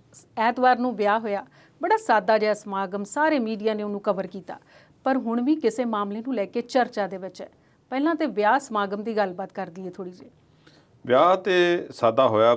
ਸਾਦਾ ਵਿਆਹ ਕਿਸ ਹੱਦ ਤੱਕ ਹੋਇਆ ਜੀ, ਉਸ ਨੂੰ ਅਸੀਂ ਸਿਰਫ ਇਸ ਹੱਦ ਤੱਕ ਸਾਦਾ ਕਹਿ ਸਕਦੇ ਹਾਂ ਕਿ ਗੁਰਦੁਆਰਾ ਸਾਹਿਬ ਦੇ ਵਿੱਚ ਆਨੰਦ ਕਾਰਜ ਹੋਇਆ ਤੇ ਸਾਰਿਆਂ ਨੇ ਪੰਗਤ ਦੇ ਵਿੱਚ ਬੈਠ ਕੇ ਲੰਗਰ ਛਕਿਆ, ਜੀ, ਜਿਸ ਵਿੱਚ ਅਕਾਲ ਤਖਤ ਸਾਹਿਬ ਦੇ ਜਥੇਦਾਰ ਗਿਆਨੀ ਹਰਪ੍ਰੀਤ ਸਿੰਘ ਵੀ ਪੁੱਜੇ ਨੇ ਤੇ ਹੋਰ ਸ਼ਖਸੀਅਤਾਂ ਆਈਆਂ ਤੇ ਉਹਨਾਂ ਨੇ ਅਰਦਾਸ ਕੀਤੀ ਹੈ। ਜੀ, ਹੋਇਆ ਵਿਆਹ, ਚਲੋ ਵਧਾਈਆਂ ਸਾਰਿਆਂ ਨੂੰ, ਪਰਿਵਾਰ ਨੂੰ। ਜੀ, ਪਰ ਸਾਦਾ ਵਿਆਹ ਕਰਕੇ ਜਿੰਨਾ ਇਸ ਦਾ ਪ੍ਰਚਾਰ ਕੀਤਾ ਗਿਆ ਸੀ, ਜੀ, ਇੱਕ ਤੇ ਇਹ ਹੈ, ਮੈਂ ਕਈ ਸਿਤਾਰਿਆਂ ਦੇ ਦੇਖਦਾ ਹੁੰਦਾ ਕਿ ਬੜੇ ਸਾਦਾ ਢੰਗ ਨਾਲ ਉਹਨਾਂ ਨੇ ਜਨਮ ਦਿਨ ਮਨਾਇਆ। ਜੀ, ਜਿਹਦੀ ਖਬਰ ਹਰ ਮੀਡੀਆ 'ਚ ਆ ਜਾਵੇ ਉਹ ਸਾਦਾ ਕਿਵੇਂ ਹੋਇਆ? ਜੀ। ਸਾਦਾ ਦੇ ਮਾਇਨੇ ਹੋਰ ਹੁੰਦੇ ਨੇ, ਮਤਲਬ ਚੁਪਕੇ ਜੇ ਹੋਏ, ਮਤਲਬ ਪਰਦੇ ਤੋਂ ਪਿੱਛੇ ਵਾਲੀ ਗੱਲ। ਬਿਲਕੁਲ ਹੁੰਦੇ ਨੇ, ਇਸ ਤਰ੍ਹਾਂ ਦੇ ਵੀ ਹੁੰਦੇ ਨੇ। ਜੀ। ਹੁਣ ਇਸ ਦੇ ਬਾਰੇ ਇੱਕ ਨਵੀਂ ਜਿਹੜੀ ਸਟੋਰੀ ਹੈ ਨਿਕਲ ਕੇ ਸਾਹਮਣੇ ਆਈ ਹੈ ਜੀ, ਕਿ 8 ਅਕਤੂਬਰ ਨੂੰ ਜੋ ਇੱਕ ਪਾਰਟੀ ਰੱਖੀ ਗਈ ਸੀ ਲੇਡੀਜ਼ ਸੰਗੀਤ ਦੀ, ਜੀ, ਉਸ ਦੇ ਬਾਰੇ ਗੱਲਬਾਤ ਹੈ ਜਿਹੜੀ ਉਹ ਸਾਹਮਣੇ ਨੇ ਆਈ ਹੈ ਨਿਕਲ ਕੇ। ਜੀ, ਇਸ ਦੀ ਗਾਜ ਜਿਹੜੀ ਹੈ ਬਲੀ ਦੇ ਬੱਕਰੇ ਬਣਾਇਆ ਗਿਆ। ਜੀ। ਇੱਕ ਇੰਸਪੈਕਟਰ ਤੇ 3 ਉਹਨਾਂ ਦੇ ਨਾਲ ਕਾਂਸਟੇਬਲ ਨੇ, ਉਹਨਾਂ ਤੇ ਗਾਜ ਡਿੱਗੀ ਹੈ। ਉਹਨਾਂ ਨੇ ਇਹੋ ਜਿਹਾ ਕਿਹੜਾ ਕੰਮ ਕਰ ਦਿੱਤਾ? ਉਹ ਦੱਸਦੇ ਆ ਜੀ। ਜੀ, ਪਾਰਟੀ ਦੇ ਮੌਕੇ ਤੇ ਕਹਿੰਦੇ ਜਿੱਥੇ ਆ ਕੇ VIP ਕਾਰਾਂ ਰੁਕ ਰਹੀਆਂ ਸੀ ਉੱਥੇ ਕੋਈ CCTV ਕੈਮਰਾ ਨਹੀਂ ਸੀ ਲੱਗਾ ਹੋਇਆ। ਜੀ, ਉਸ ਤੋਂ ਬਾਅਦ ਵਿੱਚ ਵੀ ਕੋਈ ਦੇਖ ਕੇ ਅੰਦਾਜ਼ਾ ਨਹੀਂ ਸੀ ਲਾ ਸਕਦਾ ਕਿ ਕਿਹੜਾ VIP ਆਇਆ ਤੇ ਕਿਹੜਾ ਨਹੀਂ ਆਇਆ, ਤੇ ਜਿਹੜਾ ਆਇਆ VIP ਬਣ ਕੇ ਉਹ VIP ਸੀ ਵੀ ਜਾਂ ਨਹੀਂ। ਜੀ, ਕਈ ਵਰਦੀਧਾਰੀ ਪੁਲਿਸ ਮੁਲਾਜ਼ਮ ਇਸ ਪਾਰਟੀ ਮੌਕੇ ਢੱਲੀ ਪਾਏ ਗਏ। ਜੀ, ਇਹ ਅਰਿਸਟਾ ਰਿਜ਼ੋਰਟ ਦੇ ਵਿੱਚ ਹੋਇਆ ਸੀ। ਜੀ, ਇੱਕ ਵੱਡੇ ਅਫਸਰ ਨੇ ਹੁਣ ਖੁਲਾਸੇ ਕੀਤੇ ਨੇ, SSP ਨਵਜੋਤ ਸਿੰਘ ਮਾਲ ਨੇ। ਜੀ, ਉਹਨਾਂ ਨੇ ਕਈ ਸੁਰੱਖਿਆ ਕਰਮਚਾਰੀਆਂ ਨੂੰ ਆਪਣੀ ਡਿਊਟੀ ਤੋਂ ਕੁਤਾਹੀ ਕਰਨ ਦੇ ਦੋਸ਼ੀ ਪਾਇਆ। ਜੀ, ਇਸ ਵਿੱਚ ਕਈ ਹਥਿਆਰਬੰਦ ਵਿਅਕਤੀ ਮੇਨ ਐਂਟਰੀ ਤੋਂ ਅੰਦਰ ਲੰਘ ਗਏ ਕਿਉਂਕਿ ਉੱਥੇ ਪ੍ਰੋਪਰ ਚੈਕਿੰਗ ਨਹੀਂ ਸੀ ਹੋ ਰਹੀ। ਜੀ, ਇਹ ਹਥਿਆਰਬੰਦ ਭਾਵੇਂ ਕਿਸੇ ਦੇ ਨਾਲ ਆਏ ਹੋਏ ਸੁਰੱਖਿਆ ਗਾਰਡ ਹੋਣ ਜਾਂ ਕੋਈ ਹੋਰ ਹੋਵੇ, ਜੀ, ਚੰਗੀ ਤਰ੍ਹਾਂ ਚੈਕਿੰਗ ਨਹੀਂ ਕੀਤੀ ਗਈ। ਬਹੁਤ ਸਾਰੇ ਬੰਦੇ ਅੰਦਰ ਲੰਘ ਗਏ। ਜੀ, ਕਈ ਔਰਤਾਂ ਪੁਲਿਸ ਮੁਲਾਜ਼ਮ ਸਾਦਾ ਕੱਪੜਿਆਂ ਦੇ ਵਿੱਚ ਤਾਇਨਾਤ ਕੀਤੀਆਂ ਗਈਆਂ ਸਨ। ਉਹ ਬੀਬੀਆਂ ਨੂੰ ਖਾਣੇ ਦੇ ਸਟਾਲਾਂ ਤੇ ਘੁੰਮਦੇ ਹੋਏ ਵੇਖਿਆ ਗਿਆ ਤੇ ਖਾਂਦੇ ਹੋਏ ਵੇਖਿਆ ਗਿਆ। ਡਿਊਟੀ ਤੇ ਉਹਨਾਂ ਵਿੱਚੋਂ ਕੋਈ ਨਜ਼ਰ ਨਹੀਂ ਆਇਆ। ਜੀ, ਇੱਕ ਗਜ਼ਟਡ ਅਧਿਕਾਰੀ ਪਿੱਛੋਂ ਦਾਰੂ ਪੀ ਕੇ ਆਉਂਦਾ ਹੈ ਤੇ ਅਗਾਂਹ ਵੱਧ ਕੇ ਇੱਕ ਮੰਤਰੀ ਦੇ ਪੈਰਾਂ ਨੂੰ ਵੀ ਹੱਥ ਲਾਉਂਦਾ, ਇੱਕ ਕੈਮਰੇ ਵਿੱਚ ਕੈਦ ਹੋਇਆ। ਜੀ, ਸਾਰੇ ਥਾਂ ਤੇ ਕੋਈ CCTV ਲਾਉਣ ਦੀ ਕੋਸ਼ਿਸ਼ ਨਹੀਂ ਕੀਤੀ ਗਈ ਕਿਉਂਕਿ ਮੁੱਖ ਮੰਤਰੀ ਦਾ ਵਿਆਹ ਹੈ ਤੇ ਉਹਨਾਂ ਕੋਲ ਮੁੱਖ ਮੰਤਰੀ ਦੇ ਬੇਟੇ ਦਾ ਵਿਆਹ ਹੈ ਤੇ ਉੱਥੇ ਇੱਕ ਵੱਡੀ ਸਿਕਿਉਰਿਟੀ ਦਾ ਪ੍ਰਬੰਧ ਜਿਹੜਾ ਹੋਣਾ ਚਾਹੀਦਾ ਸੀ, ਕਿਸੇ ਪ੍ਰੋਟੋਕੋਲ ਦਾ ਕੋਈ ਧਿਆਨ ਨਹੀਂ ਰੱਖਿਆ ਗਿਆ। ਜੀ, VIPs ਨੂੰ ਮੋਨੀਟਰ ਨਹੀਂ ਕੀਤਾ ਗਿਆ। ਜਿਹੜੇ ਖਾਸ ਕਮਾਂਡੋ ਬੁਲਾਏ ਗਏ ਸਨ, ਜੀ, ਉਹ ਕੁਰਸੀਆਂ ਤੇ ਬੈਠੇ ਆਪਣੇ ਫੋਨਾਂ ਤੇ ਮੂਵੀਆਂ ਦੇਖ ਰਹੇ ਸਨ।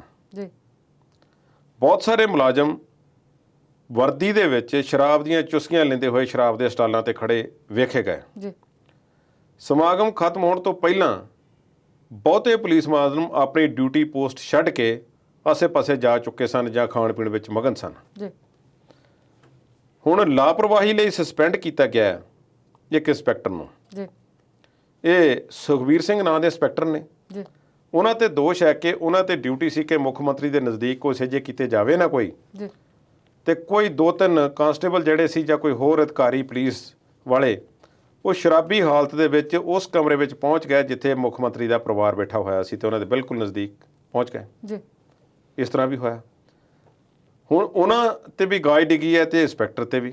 ਸਾਰੀ ਜਾਂਚ ਚੱਲੇਗੀ ਪਰ ਅਜੇ ਹਲਕਾ ਜਿਹਾ ਝਟਕਾ ਦੇਣ ਦੀ ਗੱਲ ਜਿਹੜੀ ਆ ਉਹ ਕੀਤੀ ਗਈ ਹੈ। ਜੀ। ਮੁੱਖ ਮੰਤਰੀ ਸਾਹਿਬ ਨੇ ਕੁਝ ਦਿਨ ਪਹਿਲਾਂ ਆਖ ਦਿੱਤਾ ਸੀ ਕਿ ਮੇਰੀ ਇੰਨੀ ਸਿਕਿਉਰਿਟੀ ਦੇ ਵਿੱਚ ਇੰਨੇ ਬੰਦੇ ਕਿਉਂ ਹੈ। ਜੀ।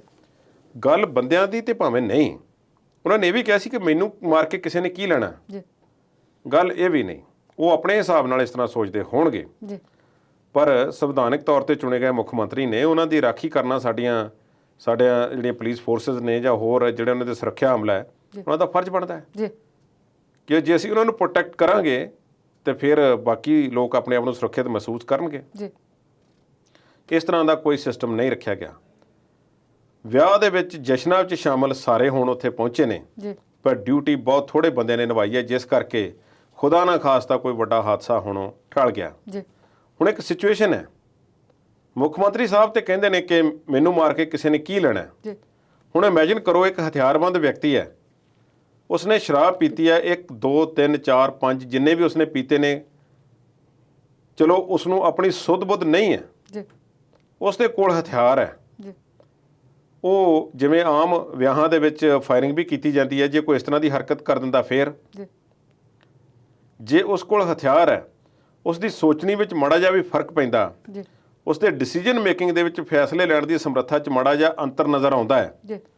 ਤਾਂ ਫਿਰ ਉਹ ਕੀ ਕਰ ਸਕਦਾ ਹੈ। ਜੀ। ਮੁੱਖ ਮੰਤਰੀ ਸਾਹਿਬ ਦੀ ਸਿਕਿਉਰਿਟੀ ਉੱਥੇ ਕੀ ਕਰ ਸਕਦੀ ਹੈ ਤੇ ਕਿਹਨੂੰ ਬਚਾ ਸਕਦੀ ਹੈ। ਇਹ ਹਾਦਸਾ ਹੈ। ਜੀ। ਮੈਂ ਸਮਝਦਾ ਕਿ ਸਾਦਾ ਵਿਆਹ ਦੇ ਨਾਂ ਹੇਠ ਇਹ ਜੋ ਇੱਕ ਇਸ ਤਰ੍ਹਾਂ ਦਾ ਪ੍ਰੋਗਰਾਮ ਕਰਨਾ ਹੈ ਤੇ ਜਾਂ ਤਾਂ ਮੁੱਖ ਮੰਤਰੀ ਸਾਹਿਬ ਇਸ ਨੂੰ ਬਿਲਕੁਲ ਸਾਦਾ ਰੱਖਦੇ ਜੀ। ਤੇ ਫਿਰ ਸਾਦਾ ਹੀ ਰਹਿੰਦਾ। ਜੀ। ਜੇ ਇਸ ਤਰ੍ਹਾਂ ਦਾ ਪ੍ਰਬੰਧ ਕਰਨਾ ਸੀ ਤੇ ਪਾਰਟੀ ਚਲੋ ਕਰਨੀ ਹੁੰਦੀ ਹੈ, ਖੁਸ਼ੀਆਂ ਦਾ ਹਰ ਇੱਕ ਦਾ ਹੱਕ ਹੈ, ਜੀ। ਤੇ ਫਿਰ ਇੱਥੇ ਸਿਸਟਮ ਵੀ ਕੋਈ ਹੋਣਾ ਚਾਹੀਦਾ ਸੀ। ਜੀ। ਹੁਣ ਇਸ ਮੌਕੇ ਤੇ ਜੋ ਵੀ ਹੋਇਆ ਕਿ ਇਸ ਦੀ ਪੂਰੀ ਜਾਂਚ ਰਿਪੋਰਟ ਤਿਆਰ ਹੋਵੇਗੀ ਜਾਂ ਇੱਕ ਦੋ ਮੁਲਾਜ਼ਮਾਂ ਤੇ ਹੀ ਕਾਰਵਾਈ ਕਰਕੇ ਛੱਡ ਦਿੱਤਾ ਜਾਵੇਗਾ। ਜੀ।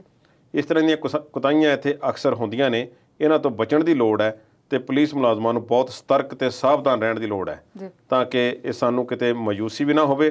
ਅੱਜ ਇਹ ਸਾਰੇ ਦੇਸ਼ ਦੀਆਂ ਖਬਰਾਂ ਦੀ ਜਿਹੜੀ ਸੁਰਖੀਆਂ ਬਣ ਰਹੀ ਹੈ ਇਹ ਗੱਲ ਜੀ।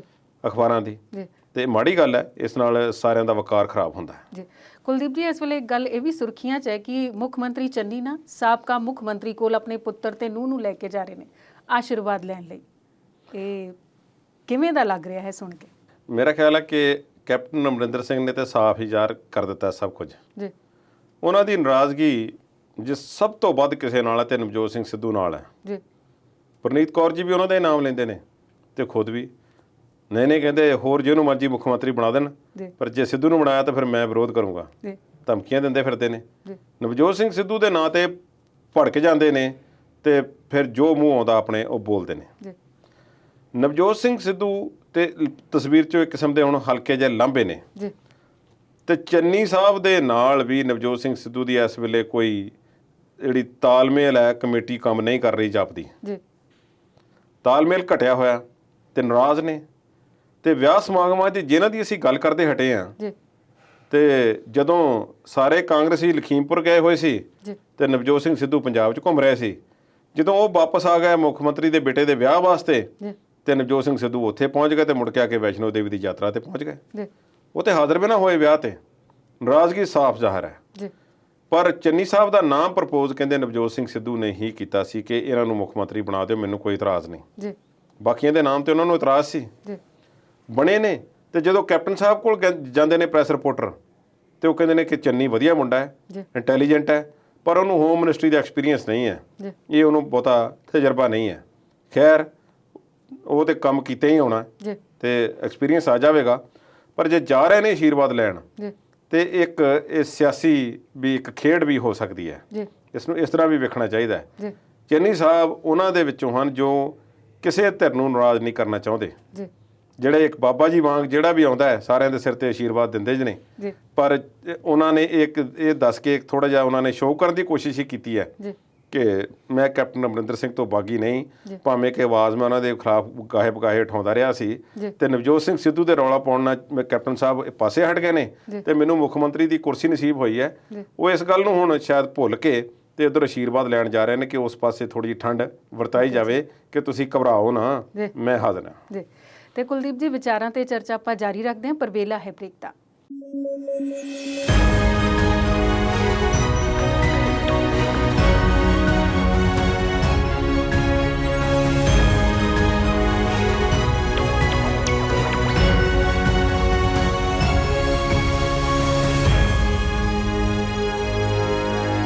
ਬ੍ਰੇਕ ਤੋਂ ਬਾਅਦ ਵਿਚਾਰ ਚਰਚਾ ਪ੍ਰੋਗਰਾਮ ਦੇ ਆਖਰੀ ਹਿੱਸੇ 'ਚ ਤੁਹਾਡਾ ਸਵਾਗਤ ਕਰਦੇ ਹਾਂ। ਹੀਰ ਸਾਹਿਬ, ਗੱਲ ਹੁਣ ਕਿਸਾਨਾਂ ਦੀ ਕਰਦੇ ਹਾਂ। ਕੱਲ ਦੁਸਹਿਰੇ ਦਾ ਦਿਨ ਹੈ ਤੇ ਕਿਸਾਨਾਂ ਵੱਲੋਂ ਦੁਸਹਿਰੇ ਦਾ ਤਿਉਹਾਰ ਕਿਵੇਂ ਮਨਾਇਆ ਜਾ ਰਿਹਾ? ਕਿਸਾਨਾਂ ਵੱਲੋਂ ਦੁਸਹਿਰੇ ਦੇ ਤਿਉਹਾਰ ਤੇ ਥੋੜਾ ਜਿਹਾ ਭਾਜਪਾ ਨੂੰ ਇਹ ਦੱਸਿਆ ਗਿਆ ਕਿ ਕੋਈ ਗੱਲ ਨਹੀਂ, ਬਹੁਤਾ ਘਬਰਾਓ ਨਾ ਜੀ। ਜੋ ਪਹਿਲਾਂ ਪਿਛਲੀ ਵਾਰੀ ਰੌਲਾ ਪਿਆ ਸੀ, ਬਹੁਤ ਇਤਰਾਜ਼ ਕੀਤਾ ਸੀ ਭਾਜਪਾ ਨੇ ਕਿ ਤੁਸੀਂ ਮੋਦੀ ਤੇ ਅਮਿਤ ਸ਼ਾਹ ਦੇ ਪੁਤਲੇ ਫੂਕੇ ਨੇ ਜੀ। ਤੇ ਇੱਕ ਦੋ ਅਖਬਾਰਾਂ ਨੇ ਤੇ ਕੁਝ ਮੀਡੀਆ ਆਊਟਲੈਟਸ ਨੇ ਇਸ ਨੂੰ ਹਿੰਦੂ ਸਿੱਖ ਮੁੱਦਾ ਜਿਹੜਾ ਹੈ ਬਣਾਉਣ ਦੀ ਕੋਸ਼ਿਸ਼ ਕੀਤੀ ਹੈ ਜੀ ਕਿ ਕਿਸਾਨ ਨਹੀਂ, ਦੇਖੋ ਜਾਣਬੁੱਝ ਕੇ ਹਿੰਦੂਆਂ ਦੇ ਤਿਉਹਾਰ ਦੇ ਵਿੱਚ ਵਿਘਨ ਪਾਇਆ ਜਾ ਰਿਹਾ ਹੈ, ਇਸ ਤਰ੍ਹਾਂ ਦੀ ਗੱਲ ਬਣਾਉਣ ਦੀ ਕੋਸ਼ਿਸ਼ ਕੀਤੀ ਹੈ ਜੀ। ਤੇ ਪਰ ਸੰਯੁਕਤ ਕਿਸਾਨ ਮੋਰਚੇ ਨੇ ਐਤਕੀ ਪਹਿਲਾਂ ਹੀ ਆਖ ਦਿੱਤਾ ਹੈ ਕਿ ਦੁਸਹਿਰੇ ਵਾਲੇ ਦਿਨ ਜਾਂ ਸ਼ਾਮ ਨੂੰ ਕੋਈ ਮੋਦੀ ਦਾ ਜਾਂ ਅਮਿਤ ਸ਼ਾਹ ਦਾ ਪੁਤਲਾ ਕਿਤੇ ਵੀ ਨਹੀਂ ਫੂਕੇਗਾ। ਅਸੀਂ ਕਿਸਾਨ ਜਥੇਬੰਦੀਆਂ ਨੂੰ ਤੇ ਨੌਜਵਾਨ ਕਿਸਾਨਾਂ ਨੂੰ ਸਾਰਿਆਂ ਨੂੰ ਬੇਨਤੀ ਕਰਦੇ ਹਾਂ ਕਿ ਅਜਿਹਾ ਨਾ ਕਰੋ। ਸਾਡੀ ਭਾਈਚਾਰਕ ਸਾਂਝ ਜਿਉਂ ਦੀ ਤਿਉਂ ਹੈ ਤੇ ਅਸੀਂ ਇਸ ਮੌਕੇ ਤੇ ਇਹੋ ਜਿਹਾ ਕੋਈ ਕੰਮ ਨਹੀਂ ਕਰਨਾ ਚਾਹੁੰਦੇ। ਪਰ ਇਹ ਕਹਿ ਦਿੱਤਾ ਕਿ ਅਗਲੇ ਦਿਨ ਜਾਂ ਉਸ ਤੋਂ ਬਾਅਦ ਜਿੱਥੇ ਜਿੱਥੇ ਪੁਤਲੇ ਫੂਕਣ ਦਾ ਪ੍ਰੋਗਰਾਮ ਹੈ ਰੱਜ ਕੇ ਫੂਕੋ, ਸਾਨੂੰ ਇਸ ਗੱਲ ਤੇ ਕੋਈ ਇਤਰਾਜ਼ ਨਹੀਂ ਹੈ। ਖੈਰ, ਮੈਂ ਸਮਝਦਾ ਕਿ ਇਹ ਠੀਕ ਹੈ, ਕੁਝ ਧਿਰਾਂ ਇਸ ਨਾਲ ਨਾਰਾਜ਼ ਹੁੰਦੀਆਂ ਹੋਣਗੇ। ਪੁਤਲੇ, ਕਿਸੇ ਦਾ ਪੁਤਲਾ ਫੂਕਿਆ ਜਾਣਾ, ਅਸੀਂ ਇਸ ਨੂੰ ਬਹੁਤ ਲਾਈਟਲੀ ਲੈਣ ਲੱਗ ਪਏ ਹਾਂ, ਪਰ ਅਸਲ ਵਿੱਚ ਤੇ ਪੁਤਲਾ ਫੂਕਿਆ ਜਾਣਾ ਕਿਸੇ ਨੂੰ ਜ਼ਿੰਦਾ ਜਲਾਉਣ ਵਾਲੀ ਗੱਲ ਹੈ ਨਾ। ਪਰ ਇਹ ਕਿਉਂ ਹੋ ਰਿਹਾ ਸਾਰਾ ਕੁਝ, ਇਸ ਤੇ ਵਿਚਾਰ ਵੀ ਸਾਨੂੰ ਕੀਤਾ ਜਾਣਾ ਚਾਹੀਦਾ। ਜੇ ਇੰਨਾ ਬੁਰਾ ਲੱਗ ਰਿਹਾ ਹੈ ਤਾਂ ਫਿਰ ਕਿਸਾਨਾਂ ਨਾਲ ਗੱਲਬਾਤ ਵੀ ਕਰੋ। ਕਿਸਾਨ ਜਦੋਂ ਗੱਲਬਾਤ ਚੱਲ ਰਹੀ ਸੀ ਉਦੋਂ ਤਾਂ ਨਹੀਂ ਸੀ ਇਸ ਤਰ੍ਹਾਂ ਦਾ ਕੰਮ ਕਰ ਰਿਹਾ। 26 ਜਨਵਰੀ ਵਾਲੀ ਘਟਨਾ ਹੋਈ ਹੈ ਤੇ ਤੁਸੀਂ ਸਾਰਾ ਕੁਝ ਰੋਕ ਕੇ ਰੱਖ ਦਿੱਤਾ ਹੈ ਤੇ ਹੁਣ ਗਲ ਘੁੱਟਣ ਲੱਗੇ ਹੋਏ ਹੋ ਕਿਸਾਨਾਂ ਦਾ ਹਰ ਤਰੀਕੇ ਨਾਲ। DAP ਦੇ ਰੇਟ ਵਧਾ ਦਿੱਤੇ ਨੇ, ਡੀਜ਼ਲ ਦੇ ਇੰਨੇ ਵੱਧ ਰਹੇ ਨੇ, ਫਸਲਾਂ ਚੁੱਕਣ ਤੋਂ ਇਨਕਾਰੀ ਹੋ ਰਹੇ ਹੋ, ਸੇਬ ਰੋਲ ਰਹੇ ਨੇ ਮਾਰਕੀਟ 'ਚ, ਤੇ ਕਿਸਾਨ ਜਾਏਗਾ ਕਿੱਥੇ? ਕਿਸਾਨ ਦੁਖੀ ਹੋ ਕੇ ਕੁਝ ਨਾ ਕੁਝ ਕਰੇਗਾ। ਫਿਰ ਦੁਖੀ ਵਿਅਕਤੀ ਕੁਝ ਨਾ ਕੁਝ ਉਪਰਾਲਾ ਜ਼ਰੂਰ ਕਰਦਾ ਹੈ, ਜਿਸ ਵਿੱਚ ਪੁਤਲੇ ਫੂਕਣਾ ਵੀ ਸ਼ਾਮਿਲ ਹੈ। ਤੇ ਜੇ ਇਸ ਤੋਂ ਬਚਣਾ ਚਾਹੁੰਦੇ ਹੋ ਪੱਕੇ ਸਥਾਈ ਤੌਰ ਤੇ ਇਹ ਕੰਮ ਜਿਹੜਾ ਹੈ ਕਿਸਾਨਾਂ ਦੀ ਗੱਲ ਸੁਣ ਕੇ ਕਿਸੇ ਮੁੱਦੇ ਤੇ ਪਹੁੰਚ ਕੇ ਕੋਈ ਫੈਸਲਾ ਲਿਆ ਜਾਣਾ ਚਾਹੀਦਾ। ਪਰ ਸੰਯੁਕਤ ਕਿਸਾਨ ਮੋਰਚੇ ਵੱਲੋਂ ਇਹ ਜੋ ਫੈਸਲਾ ਲਿਆ ਗਿਆ ਇਹ ਸ਼ਲਾਘਾਯੋਗ ਹੈ, ਇਹ ਵਧੀਆ ਗੱਲ ਹੈ। ਇਸ ਨਾਲ ਭਾਈਚਾਰਕ ਸਾਂਝ ਦੀਆਂ ਤੰਦਾਂ ਹੋਰ ਮਜ਼ਬੂਤ ਹੋਣਗੀਆਂ। ਤੇ ਕੁਲਦੀਪ ਜੀ, ਦੁਸਹਿਰੇ ਨੂੰ ਲੈ ਕੇ RSS ਵਾਲਿਆਂ ਨੇ ਵੀ ਕੋਈ ਅਹਿਮ ਫੈਸਲਾ ਲਿਆ, ਉਹਨਾਂ ਨੇ ਭਲਾ ਕਿਹੜਾ ਫੈਸਲਾ ਕੀਤਾ ਹੈ? RSS ਵਾਲੇ ਬੇਸਿਕਲੀ ਹਰ ਸਾਲ ਕੋਈ ਪਰੇਡ ਕਰਦੇ ਨੇ, ਪਥ ਸੰਚਾਲਨ ਉਸ ਨੂੰ ਆਖਿਆ ਜਾਂਦਾ ਹੈ। ਪੰਜਾਬ ਦੇ ਵਿੱਚ ਇਸ ਵਾਰੀ ਉਹਨਾਂ ਨੇ ਪਰੇਡ ਜਿਹੜੀ ਹੈ ਉਹ ਦੁਸਹਿਰੇ ਦੇ ਮੌਕੇ ਤੇ ਕੈਂਸਲ ਕਰ ਦਿੱਤੀ ਹੈ। ਖਾਕੀ ਨਿੱਕਰ, ਸਫੇਦ ਕਮੀਜ਼ ਤੇ ਕਾਲੀ ਟੋਪੀ ਤੇ ਹੱਥ ਵਿੱਚ ਸੋਟੀ, ਇਹ ਫੜ ਕੇ ਉਹਨਾਂ ਨੇ ਜਿਹੜਾ ਹੈ ਮਾਰਚ ਇੱਕ ਕਈ ਜਗ੍ਹਾ ਤੇ ਕੱਢਣਾ ਹੁੰਦਾ ਹੈ। RSS ਦਾ ਡਰੈਸ ਪੂਰੀ ਫੁੱਲ ਡਰੈਸ ਦੇ ਵਿੱਚ ਕਈ ਵਾਰੀ ਹੱਥ 'ਚ ਸੋਟੀ ਤੇ ਕਈ ਵਾਰੀ ਕੋਈ ਤਰਸ਼ੂਲ ਜਾਂ ਕੋਈ ਹੋਰ ਹਥਿਆਰ ਵੀ ਫੜੇ ਜਾਂਦੇ ਨੇ। ਤੇ ਉਸ ਤੋਂ ਇਸ ਵਾਰੀ ਜਿਹੜਾ ਹੈ RSS ਨੇ ਕਿਹਾ ਕਿ ਅਸੀਂ ਸਾਡੇ ਭਾਈਚਾਰਕ ਸਾਂਝ ਦੇ ਵਿੱਚ ਕੋਈ ਫਰਕ ਨਾ ਪਵੇ, ਕਿਉਂਕਿ ਭਾਜਪਾ ਦਾ ਤੇ ਹੋਰ ਸੰਗਠਨਾਂ ਦਾ ਇਹੋ ਜਿਹਾ ਦਾ ਬਹੁਤ ਭਾਰੀ ਵਿਰੋਧ ਜਿਹੜਾ ਹੈ ਪੰਜਾਬ ਦੇ ਵਿੱਚ ਹੋ ਰਿਹਾ ਤੇ ਹਰਿਆਣੇ ਵਿੱਚ। ਇਸ ਕਰਕੇ ਇਹ ਪਰੇਡ ਅਸੀਂ ਐਤਕੀ ਕੱਢਣ ਦਾ ਨਾ ਪਰੇਡ ਕੱਢਣ ਦਾ ਫੈਸਲਾ ਕੀਤਾ, ਜਿਸ ਕਰਕੇ ਕੋਈ ਇਹੋ ਜਿਹੀ ਘਟਨਾ ਨਾ ਵਾਪਰੇ ਤੇ ਸਾਡਾ ਆਪਸੀ ਪਿਆਰ ਜਾਂ ਸਦਭਾਵਨਾ ਜਿਹੜੀ ਹੈ ਉਸ ਵਿੱਚ ਕੋਈ ਫਰਕ ਪਵੇ। ਤੇ ਕੁਲਦੀਪ ਜੀ, ਇਸ ਵੇਲੇ ਨਾ ਇੱਕ ਨਾਮ ਜਿਹੜਾ ਹੈ ਬੜੀ ਚਰਚਾ ਦੇ ਵਿੱਚ ਹੈ, ਭਾਵੇਂ ਸਰੀਰਕ ਤੌਰ ਤੇ ਤਾਂ ਇੱਥੇ ਨਹੀਂ, ਸਾਵਰਕਰ ਹੈ ਉਹਨਾਂ ਦਾ ਨਾਮ। ਉਹਨਾਂ ਦੇ ਨਾਮ ਨੂੰ ਲੈ ਕੇ ਇੰਨੀ ਚਰਚਾ ਇਸ ਵੇਲੇ ਕਿਉਂ ਹੋ ਰਹੀ ਹੈ? ਕਿਆ ਸਿਰਫ ਰੱਖਿਆ ਮੰਤਰੀ ਦੇ ਇੱਕ ਬਿਆਨ ਨਾਲ ਇਹਦੀ ਚਰਚਾ ਹੈ ਕਿ ਹੋਰ ਵੀ ਕੋਈ ਪਿੱਛੇ ਕਹਾਣੀ ਹੈ? ਰੱਖਿਆ ਮੰਤਰੀ ਦਾ ਬਿਆਨ ਸਿਰਫ ਬਿਆਨ ਨਹੀਂ ਹੈ ਪਰਮਿੰਦਰ ਜੀ, ਉਹ ਇੱਕ ਕਿਸਮ ਦੀ ਮੋਹਰ ਹੈ ਸਾਡੇ ਇਤਿਹਾਸ ਤੇ। ਭਾਰਤ ਦਾ ਰੱਖਿਆ ਮੰਤਰੀ ਹੈ, ਗ੍ਰਹਿ ਮੰਤਰੀ ਵੀ ਪਹਿਲਾਂ ਰਹੇ ਨੇ ਉਹ। ਵੀਰ ਸਾਵਰਕਰ ਦੇ ਬਾਰੇ ਪਹਿਲਾਂ ਤੇ ਇਹ ਵੀ ਬਹੁਤ ਲੋਕ ਆਖਦੇ ਸੀ ਕਿ ਯਾਰ ਕਿਉਂ ਬਦਨਾਮ ਕਰਦੇ ਹੋ ਉਸਨੂੰ, ਉਸਨੇ ਤਾਂ ਕੋਈ ਚਿੱਠੀ ਨਹੀਂ ਲਿਖੀ। ਕਿਹੜੀ ਚਿੱਠੀ ਉਹਨੇ ਲਿਖੀ ਹੈ ਰਹਿਮ ਦੀ? ਕਿਹੜਾ ਮੁਆਫੀਨਾਮਾ ਲਿਖਿਆ ਉਹਨੇ ਅੰਗਰੇਜ਼ਾਂ ਨੂੰ?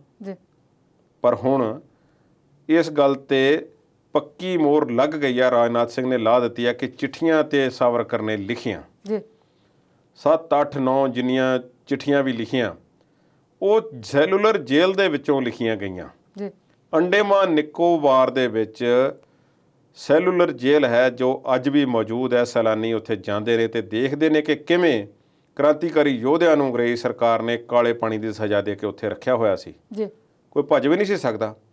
ਜਿਹੜੇ ਤਸੀਹੇ ਉੱਥੇ ਦਿੱਤੇ ਗਏ ਇਨਕਲਾਬੀਆਂ ਨੂੰ, ਉਹ ਆਪਣੇ ਆਪ ਦੇ ਵਿੱਚ ਕਾਲਾ ਇਤਿਹਾਸ ਹੈ। ਜੀ ਕੰਧਾਂ ਨਾਲ ਲੱਗੀਆਂ ਹੱਥਕੜੀਆਂ ਤੇ ਨਾਲ ਲਟਕਦੇ ਵਿਅਕਤੀ ਉੱਥੇ ਦੇਖੇ ਜਾ ਸਕਦੇ ਸਨ।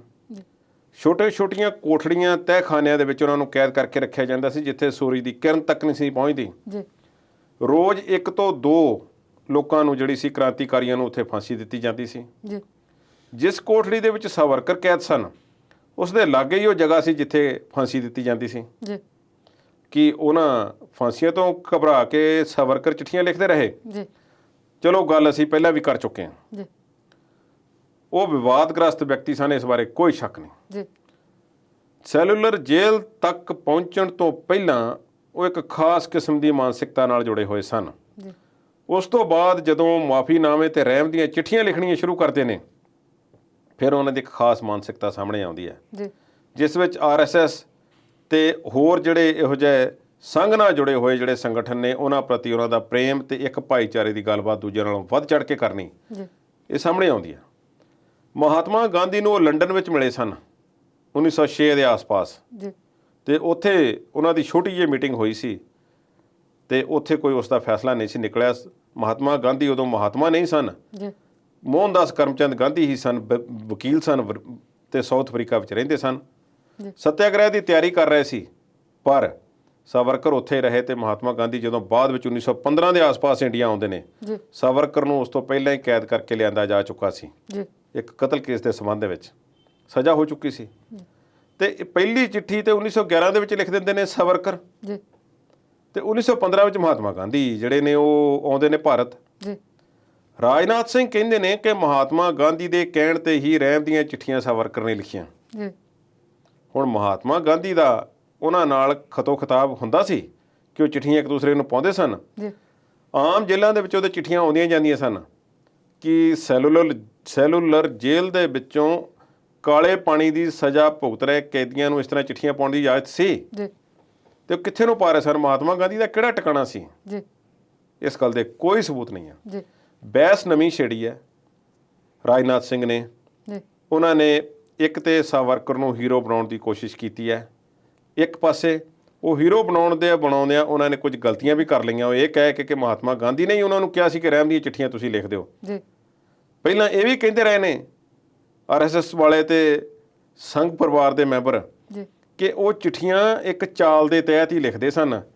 ਉਹ ਤੇ ਅੰਗਰੇਜ਼ਾਂ ਨੂੰ ਕਹਿੰਦੇ ਸੀ ਕਿ ਮੈਨੂੰ ਕਿਸੇ ਤਰੀਕੇ ਰਿਹਾ ਕਰੋ, ਤੇ ਅੰਗਰੇਜ਼ਾਂ ਨੂੰ ਭਰਮਾਉਣ ਦੇ ਚੱਕਰ ਵਿੱਚ ਸਨ। ਜੀ ਇੰਨੇ ਵੱਡੇ ਕ੍ਰਾਂਤੀਕਾਰੀ ਤੇ ਸਾਵਰਕਰ ਹੋਏ ਨਹੀਂ ਜੀ ਕਿ ਜਿਹੜੀ ਉਹਨਾਂ ਦੀ ਇੰਨੀ ਲੋੜ ਸੀ, ਮਹਾਤਮਾ ਗਾਂਧੀ ਨੂੰ ਵੀ ਮਹਿਸੂਸ ਹੋ ਰਿਹਾ ਸੀ ਕਿ ਤੁਸੀਂ ਰਹਿਮ ਦੀਆਂ ਚਿੱਠੀਆਂ ਲਿਖ ਦਿਓ। ਜੀ ਮਹਾਤਮਾ ਗਾਂਧੀ ਨੇ ਹੋਰ ਕਈ ਕੇਸਾਂ ਦੇ ਵਿੱਚ ਜਿਹੋ ਜਿਹੀ ਭੂਮਿਕਾ ਨਿਭਾਈ ਸਾਨੂੰ ਪਤਾ ਹੈ। ਜੀ ਭਗਤ ਸਿੰਘ ਦੇ ਕੇਸ ਦੇ ਵਿੱਚ 1931 ਦੇ ਵਿੱਚ ਸ਼ਹੀਦ ਭਗਤ ਸਿੰਘ ਨੂੰ ਫਾਂਸੀ ਹੋ ਜਾਂਦੀ ਹੈ। ਜੀ 1938 ਦੇ ਆਸ-ਪਾਸ ਜਿਹੜਾ ਸ਼ਹੀਦ ਊਧਮ ਸਿੰਘ ਨੂੰ ਫਾਂਸੀ ਹੁੰਦੀ ਹੈ ਲੰਡਨ ਦੇ ਵਿੱਚ। ਜੀ ਕੀ ਸਾਵਰਕਰ ਦਾ ਕੱਦ ਇਹਨਾਂ ਦੋਵੇਂ ਯੋਧਿਆਂ ਨਾਲੋਂ ਵੱਡਾ ਸੀ ਜੀ ਕਿ ਉਹ ਰਹਿਮ ਦੀ ਅਪੀਲ ਉਹਨਾਂ ਦੀ ਸਰਕਾਰ ਮੰਨ ਲੈਂਦੀ ਤੇ ਬਾਹਰ ਆ ਕੇ ਕੋਈ ਉਹਨਾਂ ਨੇ ਇਹੋ ਜਿਹਾ ਕੰਮ ਕਰ ਦੇਣਾ ਸੀ ਜਿਸ ਨਾਲ ਅੰਗਰੇਜ਼ ਸਰਕਾਰ ਦੇ ਪੈਰ ਹਿੱਲ ਜਾਂਦੇ? ਜੀ ਇਹ ਸੰਭਵ ਨਹੀਂ ਲੱਗਦਾ। ਜੀ ਸਾਵਰਕਰ ਨੂੰ ਹੀਰੋ ਬਣਾਉਣ ਦੀ ਕੋਸ਼ਿਸ਼ ਕੀਤੀ ਜਾ ਰਹੀ ਹੈ।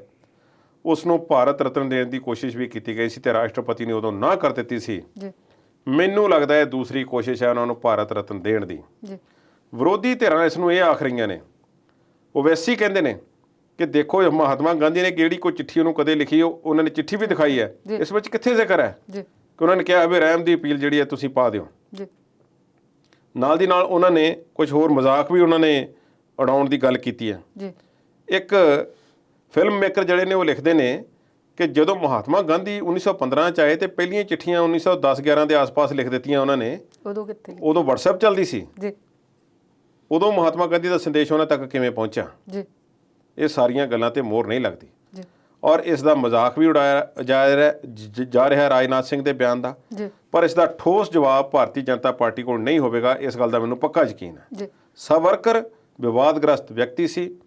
ਭਾਵੇਂ ਮਹਾਤਮਾ ਗਾਂਧੀ ਦੇ ਕਤਲ ਕੇਸ ਦੇ ਵਿੱਚੋਂ ਉਹ ਬਰੀ ਹੋ ਗਏ ਸਨ, ਪਰ ਇੱਕ ਜਾਂਚ ਰਿਪੋਰਟ ਦਾ ਹਵਾਲਾ ਦੇ ਕੇ ਓਵੈਸੀ ਨੇ ਆਖਿਆ ਜੀ ਕਿ ਇਸ ਜਾਂਚ ਕਮਿਸ਼ਨ ਨੇ ਉਹਨਾਂ ਨੂੰ ਬਰੀ ਨਹੀਂ ਸੀ ਕੀਤਾ ਜੀ। ਤੇ ਉਹ ਅਜੇ ਵੀ ਉੱਥੇ ਇੱਕ ਮੁਲਜ਼ਮ ਵਜੋਂ ਨਾਮਜ਼ਦ ਹਨ। ਜੀ ਤੇ ਕੁਲਦੀਪ ਜੀ, ਇਸ ਘਟਨਾ ਨੂੰ ਲੈ ਕੇ ਮਤਲਬ ਮਨ 'ਚ ਉਹ ਖਿਆਲ ਪੱਕਾ ਹੋ ਗਿਆ, ਜਿਹੜੀ ਵਿਰੋਧੀ ਧਿਰ ਹਮੇਸ਼ਾ ਨਿਸ਼ਾਨੇ ਕਰਦੀ ਹੈ ਕਿ ਭਾਜਪਾ ਜਿਹੜੀ ਹੈ ਇਤਿਹਾਸ ਬਦਲਣ ਦੀ ਕੋਸ਼ਿਸ਼ ਕਰ ਰਹੀ ਹੈ।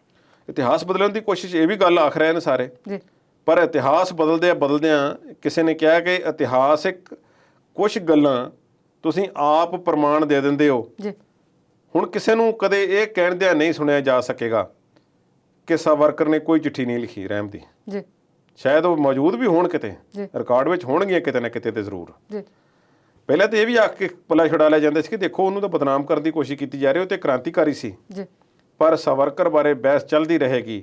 ਇਸ ਮਾਮਲੇ ਤੇ ਕਾਂਗਰਸ ਪਾਰਟੀ ਜਾਂ ਹੋਰ ਜਿਹੜੇ ਵੱਡੇ ਦਲ ਨੇ ਉਹ ਕਿੰਨਾ ਕੁ ਚੁੱਪ ਰਹਿਣਗੇ, ਇਸ ਬਾਰੇ ਮੈਂ ਕੁਝ ਨਹੀਂ ਕਹਿ ਸਕਦਾ। ਜੀ। ਪਰ ਇਹ ਇਤਿਹਾਸ ਬਦਲਣ ਦੀ ਕੋਸ਼ਿਸ਼ ਦੇ ਵਿੱਚ ਇੱਕ ਗਲਤੀ ਜਿਹੜੀ ਆ ਰਾਜਨਾਥ ਸਿੰਘ ਨੇ ਕਰ ਲਈ ਹੈ ਤੇ ਇਸ ਦਾ ਖਾਮਿਆਜਾ ਭੁਗਤਣਾ ਪਏਗਾ। ਜੀ ਕੁਲਦੀਪ ਜੀ, ਅੱਜ ਦੇ ਪ੍ਰੋਗਰਾਮ 'ਚ ਮੁੱਦੇ ਤੇ ਹੋਰ ਵੀ ਵਿਚਾਰਨ ਵਾਲੇ ਨੇ, ਪਰ ਸਮਾਂ ਖਤਮ ਹੈ। ਤੁਸੀਂ ਸਟੂਡੀਓ 'ਚ ਆਏ, ਵਿਸਥਾਰ ਨਾਲ ਹਰ ਮੁੱਦੇ ਤੇ ਆਪਣੇ ਵਿਚਾਰ ਸਾਂਝੇ ਕੀਤੇ, ਤੁਹਾਡਾ ਬਹੁਤ-ਬਹੁਤ ਧੰਨਵਾਦ। ਸੋ ਦਰਸ਼ਕੋ, ਤੁਹਾਡਾ ਵੀ ਧੰਨਵਾਦ ਕਰਦੇ ਹਾਂ ਵਿਚਾਰ ਚਰਚਾ ਦੇ ਅੱਜ ਦੇ ਇਸ ਸਿਲਸਿਲੇ ਨਾਲ ਜੁੜਨ ਲਈ। ਨਵੇਂ ਮੁੱਦਿਆਂ ਦੇ ਨਾਲ ਫਿਰ ਤੋਂ ਹਾਜ਼ਰ ਹੋਵਾਂਗੇ। ਤੁਸੀਂ ਦੇਖਦੇ ਰਹੋ ਪੰਜਾਬੀ ਨੈਸ਼ਨਲ ਟੀਵੀ। ਉਮੀਦ ਤੁਹਾਡੀ, ਕੋਸ਼ਿਸ਼ ਸਾਡੀ।